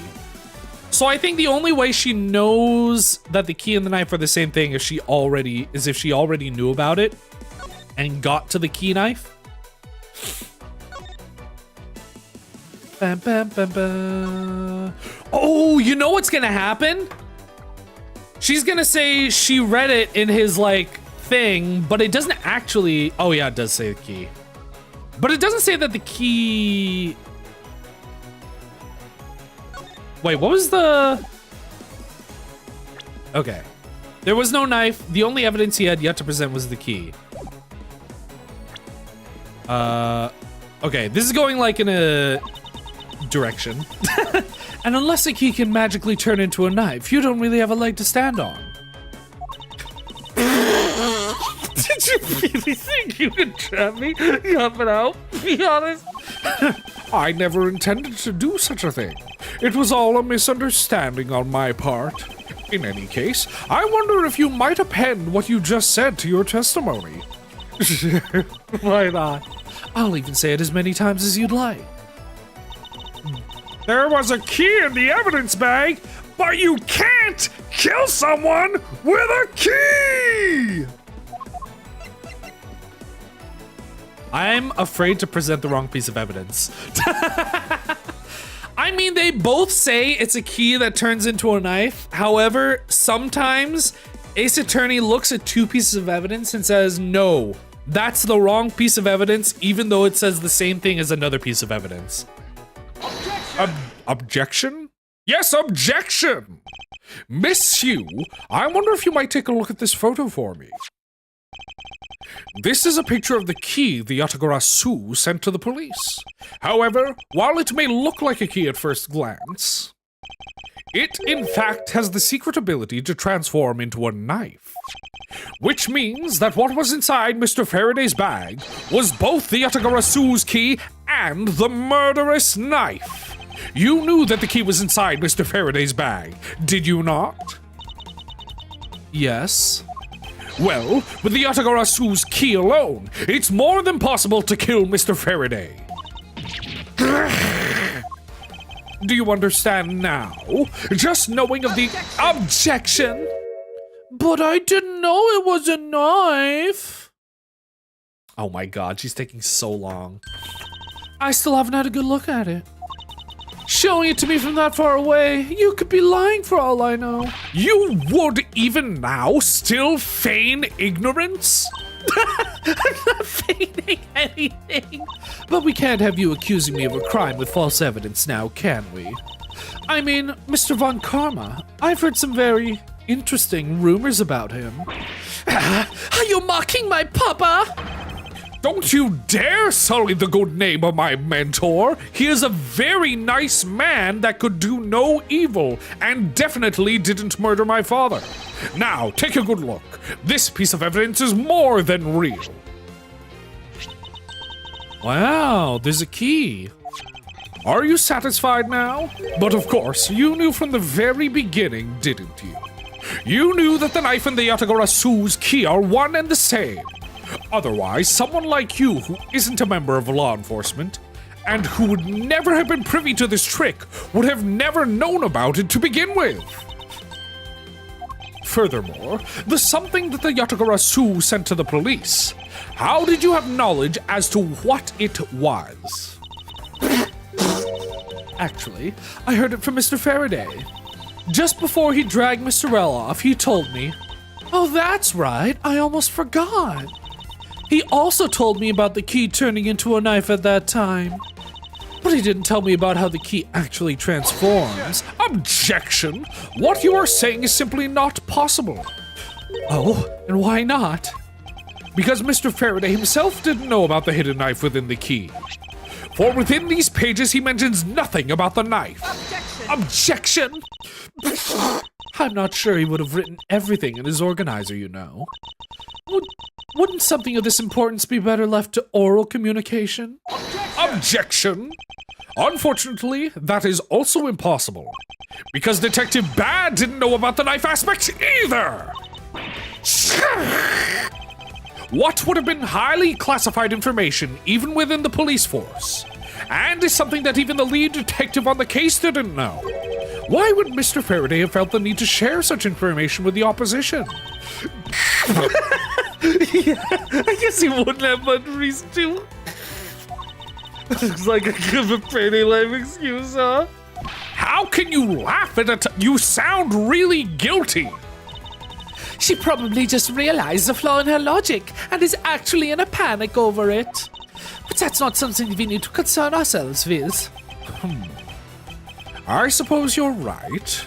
Miss Yu, I'd like to state that I also know how you know the real nature of this knife. Do you now? Well, why don't you put your money where your mouth is and show me? Oh, I will, and I'll wipe that smile off your face by the time we're through. With money on your mouth. That didn't make any sense. It was... that's the only comeback I could think of. This is it. The moment of truth. The secret behind the Yatagarasu's key. Only one person would have had knowledge of it from the get-go. Who would know from the start that the Yatagarasu's key could change into a knife? See, I had a feeling this is where they were going with it. But it still doesn't make any sense to me. It still doesn't make any sense. Here's an alternate theory about the Yatagarasu. What if the Yatagarasu... I still think it was Beer and Faraday is the Yatagarasu, but it seems with the way this is going, what if the Yatagarasu is actually multiple people at the same time? Also, I'm wondering, so in the future, it's really interesting because we found out that Kay is the Yatagarasu who showed up one day before Edgeworth got something in his office stolen by the Yatagarasu. So... what? That's interesting. It's actually really cool that they do this right before we get back to the future to find out what happened after case 1. Because it means that multiple people could have stolen that file. Take that! What if the Yatagarasu is an organization? There is only one person who would have known about the dual nature of the key. Or maybe it was just a red herring all along. He was never the Yatagarasu. I don't know. There's only one person. And that is... and that is the person who sent the Yatagarasu's key to the police. Tisco, tisco, tisco. That is to say, the Yatagarasu herself. Are you saying that his lawyer is the great thief Yatagarasu? Miss Yu, you used Mr. Rel to lure Mr. Faraday into a trap, didn't you? You, who profess to bear a grudge against criminals. Why? Why do something like this? This was a really convoluted plan. Why would you do that? Just murder him somewhere else. I'm not laughing. That's not funny.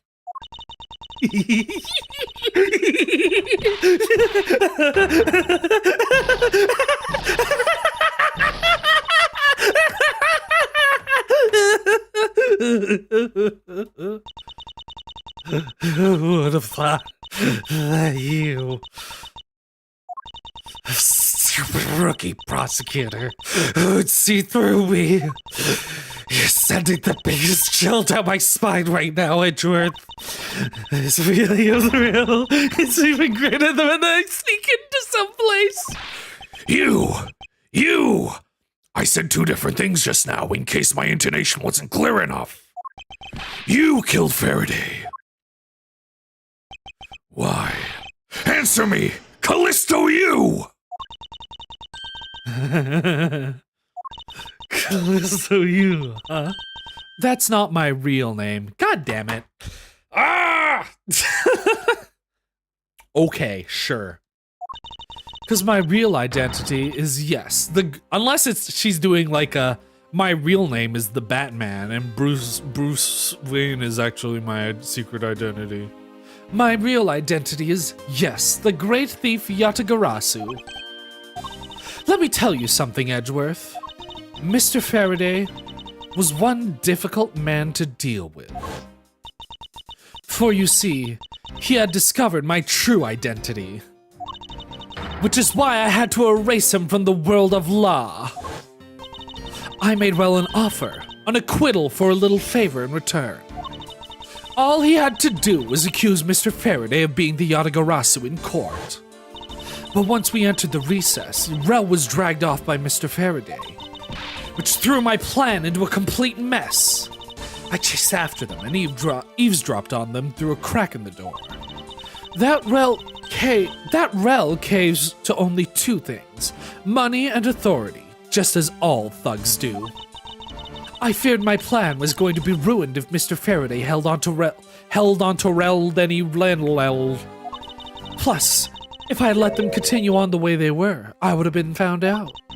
That's why I had no choice. I had to kill them both.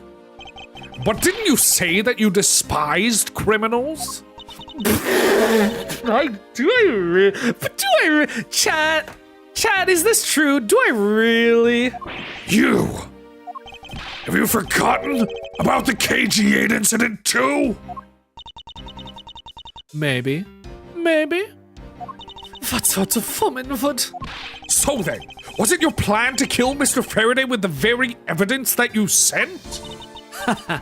Well, I had a good idea of what Mr. Faraday was going to do. I anticipated that Mr. Faraday was going to prove that Rel wasn't the Yatagarasu by using this Yatagarasu's key as evidence, and that he would bring it with him. Which is why I thought to use the knife portion. With a weapon as well disguised as this, no one would be the wiser. Because who in their right mind would think something like this could be a weapon? I casually entered lobby number 2 on the pretext that I had to talk with Mr. Faraday. And in order to get in with him, I pretended to be worried about something. He then let me hold on to the Yatagarasu's key, just like that. He never noticed that I changed the key into a knife inside that plastic bag. Oh! Her like, I'm gonna murder you face is so funny in this picture. I think it's because she has like her whole forehead uncovered. She's got everything exposed. Her face looks so empty right now. And he didn't have the chance to take note of the knife that took his life. How could you kill him? I knew him for a long time, you know. At the very least, I thought to give him a quick and painless death. But if you killed Mr. Faraday first, there was no need for you to kill Mr. Rel as well.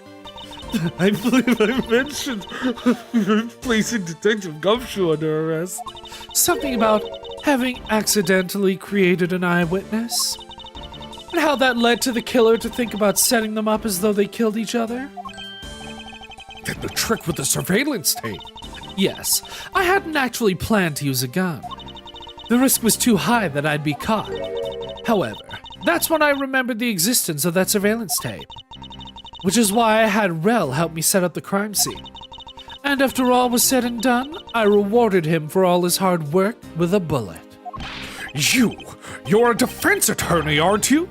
How could you betray your client? From this day forward, I will think that all defense attorneys are evil.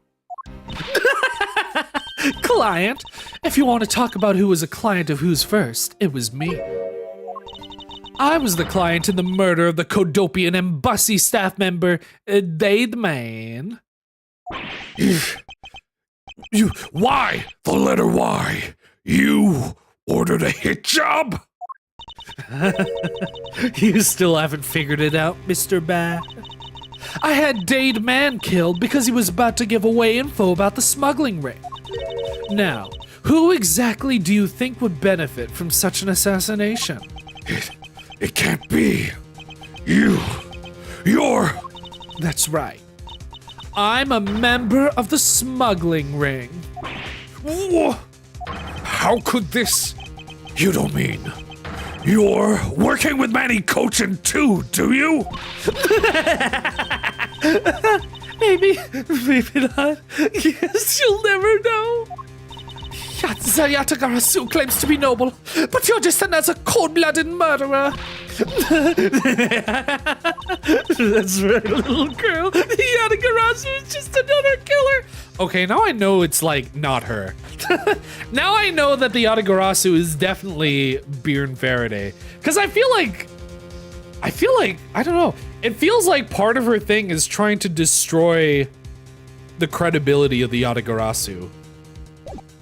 For some reason. Be quiet. You! Yatagarasu! You can run from the law, but you'll never escape it. So just humbly accept the judgment of this court. Hey, Edgeworth.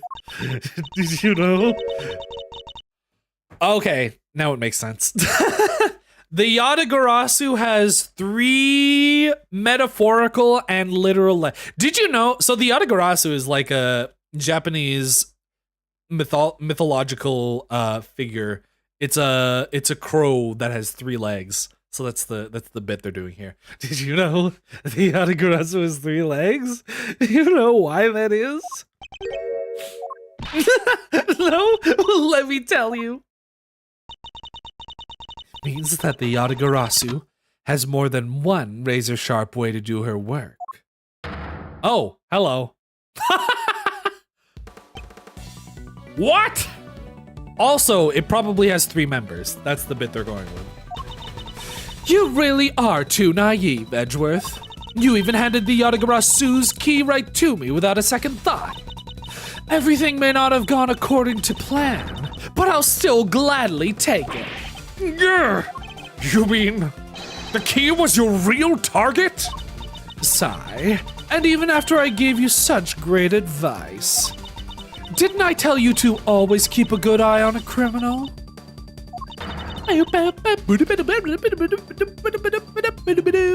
Or you may regret what comes with your negligence. You two, get down! Eek! Ah! My body, I can't move. Hey, mister, to your right! I dodged. You! Goodbye. Are you all right, Franziska? I'm perfectly fine, Miles. Her voice is shaking, but it looks like she's unharmed. Where did Kay go?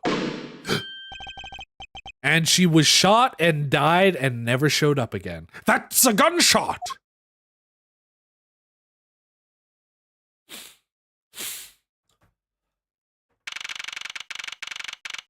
No, don't give us a black screen. Oh, okay. Hello, Judge. Oh, okay. Hello. Everyone's fine. Sorry, but it looks like she got away. I called the precinct. They should have a perimeter set up soon. Detective Bad, are you all right? I heard a gunshot. I'm okay. Just got another hole in my jacket. You may say he's fine, but he looks quite shaken. I'm glad when I heard the gunshot and like obviously Kay shows up in the future, I was afraid that they like immediately killed off Detective Bad. I'm still assuming he got shot. But it looks like he's powering through it, so he's probably going to be fine by the end of the case. But like I was so afraid they immediately killed him off. But more importantly, boy, I mean, Mr. Edgeworth, Ms. Von Karma, are you two hurt? Oh, he's so cool. I'm absolutely fine. I'm also all right, thanks to Kay. She told me the frame-perfect dodging technique. Speaking of Kay, where is she? I don't know. She just sort of disappeared. I'll go look for her. Oh, and hey, Detective Gumshoe. Hey, remember Gumshoe's in this case? The name's Dick. Yes, sir. Detective Bad, sir. I'm sorry I doubted you. Don't worry, sir. It's not your fault. Well, I lied to you guys too, after all. Isn't this all one big joke? Oh, it's so funny. I heard about what happened from Kay. Lying while giving testimony is still unforgivable. But in this case, you were protecting Kay and her feelings. Looks like you just might have what it takes to be a real detective. Oh, you're so cool, Detective Bad. Now, don't you ever lose the detective spirit, okay? You got it, Pops. Pops? Watched one too many detective dramas recently, have we? No, he's actually my dad. Way to single-handedly destroy the cheery atmosphere with one snark. Wait! Wow, good job! You must be a Marvel MCU making one joke during the emotional moment. Look at me, I'm Franziska, I make dumb jokes. I should get back to the investigation. I swear, I'll catch you if it's the last thing I do. You'll catch me. Stop that! Be careful, Detective Bad. And take care. Also, go to the hospital. If you've been shot, you need to go to the hospital. Thanks. Well, I'm off. Maybe we'll run into each other again in the 5th case of this game. So, thanks a bunch, pal. You're the best. I'll dedicate the rest of my life to being your best friend. You really did find out the truth behind everything. Yes, well, I'm glad we solved everything before you were taken to prison. Not that I like you or anything, Baka. Oh, I'm so sad. His face always gets me. I can't believe how much trouble I caused you with my testimony, Detective Gumshoe. It was no problem, really. I mean, I lied too, so I didn't help anything. It's really not your fault, Your Honor. Well, even if he didn't have his honest testimony, I still think that lawyer would have found another way to get you convicted on her behalf. Yeah, I can't believe I was about to get fired during my first week as a detective. I'm also sad now. Well, so long as you're not fired, you can work for me personally. You should work hard, give all that you have, and perform your duties well. Oh, and one more thing. Kay left a present for you with me. She did? Oh, what is it? Was it $50? She needed to borrow $5 from you. What was it that Kay left for me? The proof of their friendship. Is it this? I guess it could be this. It's kind of funny because we only use this once. I was thinking it was this, but now I'm realizing... I'm trying to remember. Why did she give this to us? Wait, let me save. No, I can't save! Is it gonna be the Swiss roll they shared? I feel like that's it. The reason I think it might be this is because the idea is that she broke her promise to not take things from a stranger because she shared the Swiss roll with Gumshoe. But also, I feel like it should obviously be the Swiss roll that she shared with Gumshoe, right? Take that! Take that! It's a courthouse special Swiss roll! Oh, that's my favorite thing to eat. Can I really have it? Yes, it's a present meant for you after all. Thanks a bunch. You have no idea how happy this makes me, pal. I haven't eaten in like 3 weeks. Detective, are you okay? I'm gonna eat this right now. You need to eat a real meal. Sure, go ahead, I don't care. Go away, you're bothering me. The Swiss rolls Detective Gumshoe and Kay bought together. While the one Kay saved never reached her father, it would appear that her sentiments have touched the heart of this detective. He's so happy. It's as though he's having a welcome back celebration of his own. Well, I was asked by Kay... Was he? I don't remember that. Woo, that was good, pal. I can't believe I got to eat 2 of these delicious things in one day. It's like I'm in Swiss roll paradise or something. I gotta thank Kay myself. Hey, where is she? You only noticed just now? Was his mind not present when we discussed her earlier? Detective Bad left to go search for her earlier. Maybe you should go join him. So they just never find her? That's so funny. They just never find her and then she shows up 7 years later. Yeah, you betcha, pal. I'm gonna go help him. Oh, but first... You know what, pal? Actually, I guess I shouldn't be so rude to you anymore, huh? I'm gonna stick right by your side from now on, Mr. Edgeworth, sir. Ah, Gummy! We love Gummy! I sense nothing but a most troublesome relationship from that ominous statement. He is like a ghost that will haunt me forever. Also, I just in like this drawing, he looks like he's drawn way younger. Edgeworth. Cause like they kind of aged him down in his like talking sprite, but like he still looks like an adult man. In this one, he looks a lot younger. Like he almost looks 17 or 18 now. We should go back home too, Miles. We have to hurry and report what has happened to Papa. Agreed. Well, I'm afraid we must be going now, Detective. Please leave me alone forever. Roger, sir. And don't worry, I'll investigate the next case we're on real well. I will never mess up a case in the future. Ever, ever. I'll, be counting on you. The scent of trouble is definitely in the air. Thus, like a bad dream, I was stuck with Gumshoe for the rest of my life. Like a bad dream, my first outing at court came to a disturbing end. A few months later, I was finally able to properly stand court as a prosecutor against Mia Fey in that one flashback case that I guess we're not going to show a screenshot of. But the detective in charge of the investigation was, as I dreaded, Detective Gumshoe. After that, he became my direct subordinate. I've tried, but words fail to describe the immeasurable suffering he has caused. Oh my god. They're leaning on it so hard. But I suppose that's just how things are. As for the little girl who suddenly disappeared, I never met her again.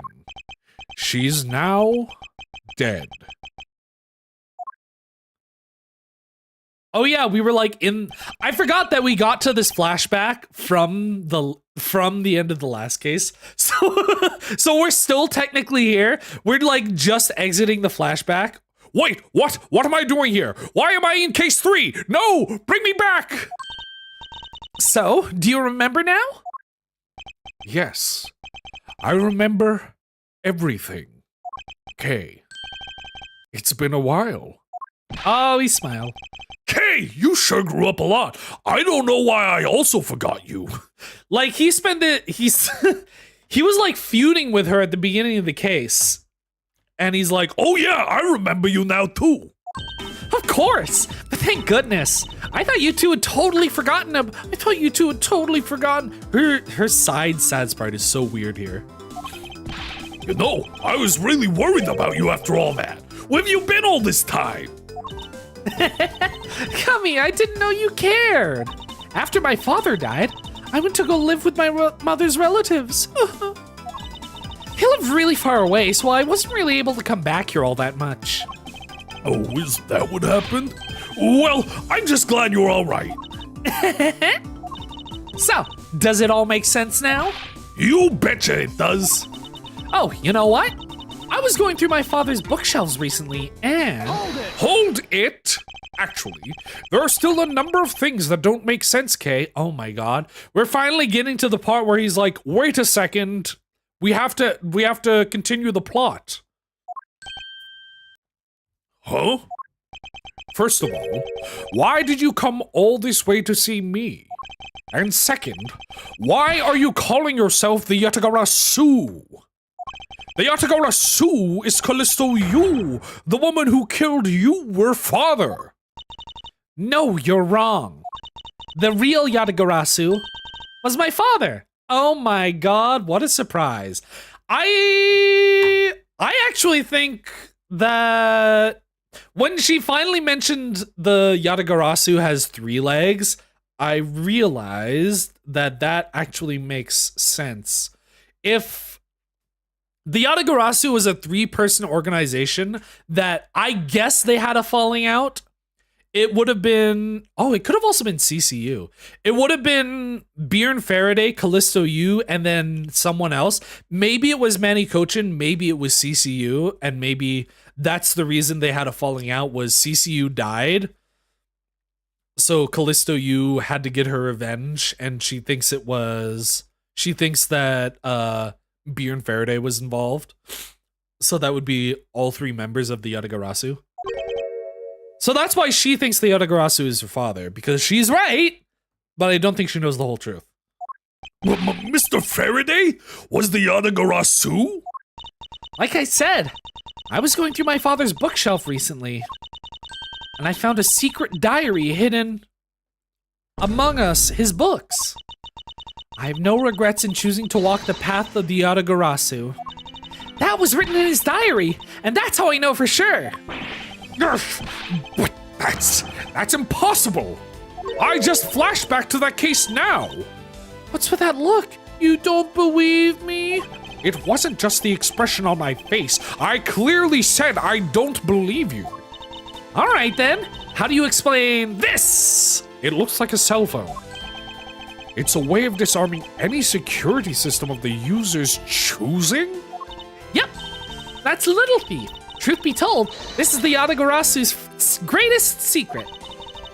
And this little gizmo was used by my father. Wow! Mr. Faraday wasn't just a great prosecutor, he was a really great thief, huh? Yeah, my father worked really hard to steal the truth. But he was killed, and the Yatagarasu was no more. But despite that, the Yatagarasu has been spotted again recently. Someone other than you? A third member of the Yatagarasu? Callisto you? Here, Mr. Edgeworth. Take a look at this. Card received by the embassy. Yatagarasu sends card to embassy. Evening edition. The Yatagarasu sent the embassy a calling card? Yeah, meaning this person's a fake. I'm almost certain that Callisto you lady is behind this. Because the real Yatagarasu would never send something like a gaudy card out. Okay. I guess that's why Beer and Faraday actually didn't know anything about the key. Because the Yatagarasu sent the card and the key to the police. So that's why even though Beer and Faraday is the Yatagarasu, he didn't know anything about the Yatagarasu's key knife. Because it was like Callisto Yu's personal thing. Along with the card, I guess. But the Yatagarasu did send a white card along with anything to be publicized. That's what Detective Bad told me 7 years ago, if memory serves. Do you think that Beer and Faraday and Detective Bad were personally... Oh, wait. Here's another theory. What if Detective Bad is the third part of the Yatagarasu?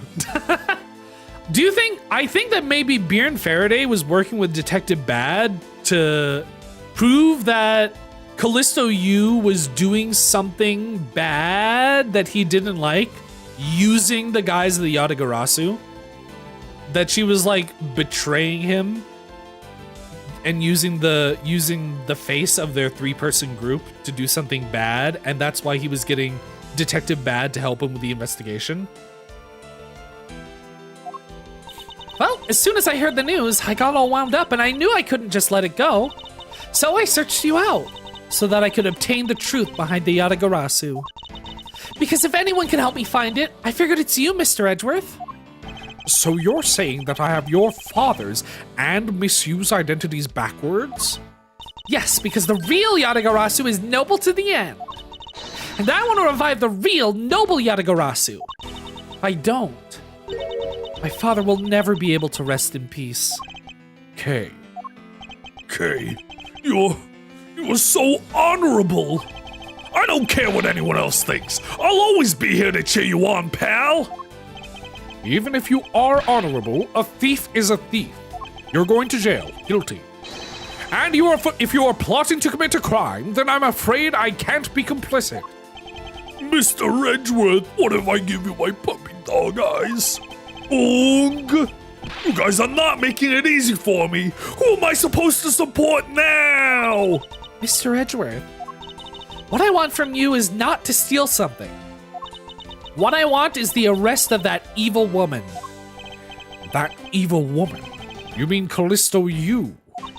Yeah, that's who we're talking about, obviously. I think it's too hard for me to catch her all by myself. But I thought that since you were able to expose her for who she is, then maybe.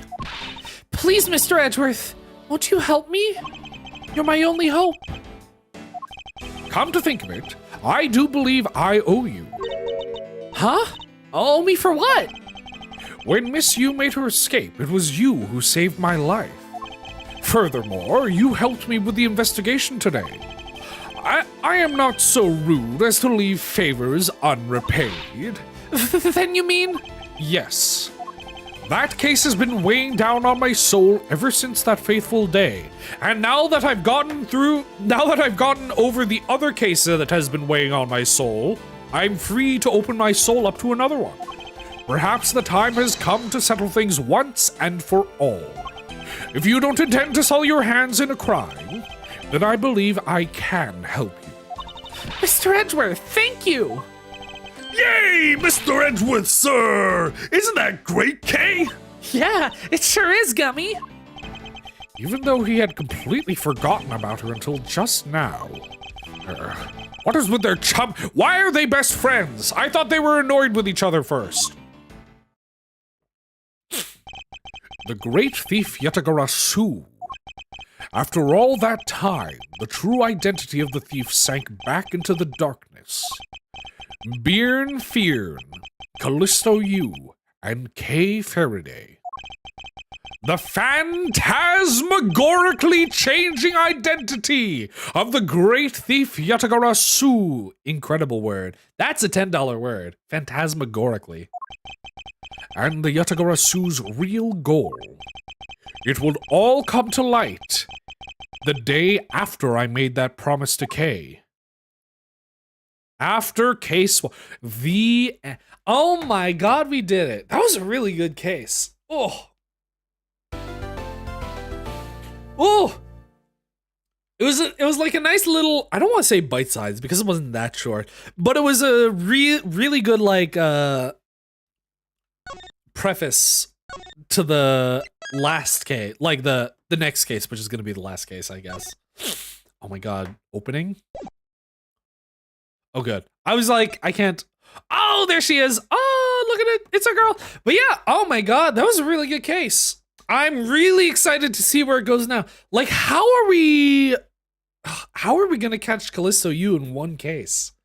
This is probably gonna be like a really big case, which is insane. But yeah, thank you so much for coming today. On Saturday, I will be finishing Echoes of Wisdom, and then I guess I'm trying to decide over the next couple of weeks, because I'm definitely gonna be playing this and finishing this game over the next couple of weeks before Christmas, because I want to get this done before Christmas break, because I don't want to leave it undone for the new year.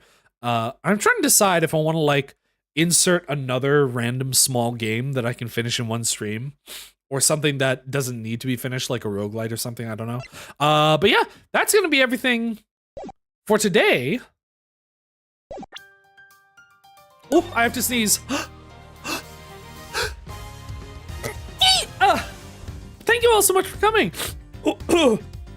Oh, that was weird. I will see you all next time, and as always, Oyasu Moriarty.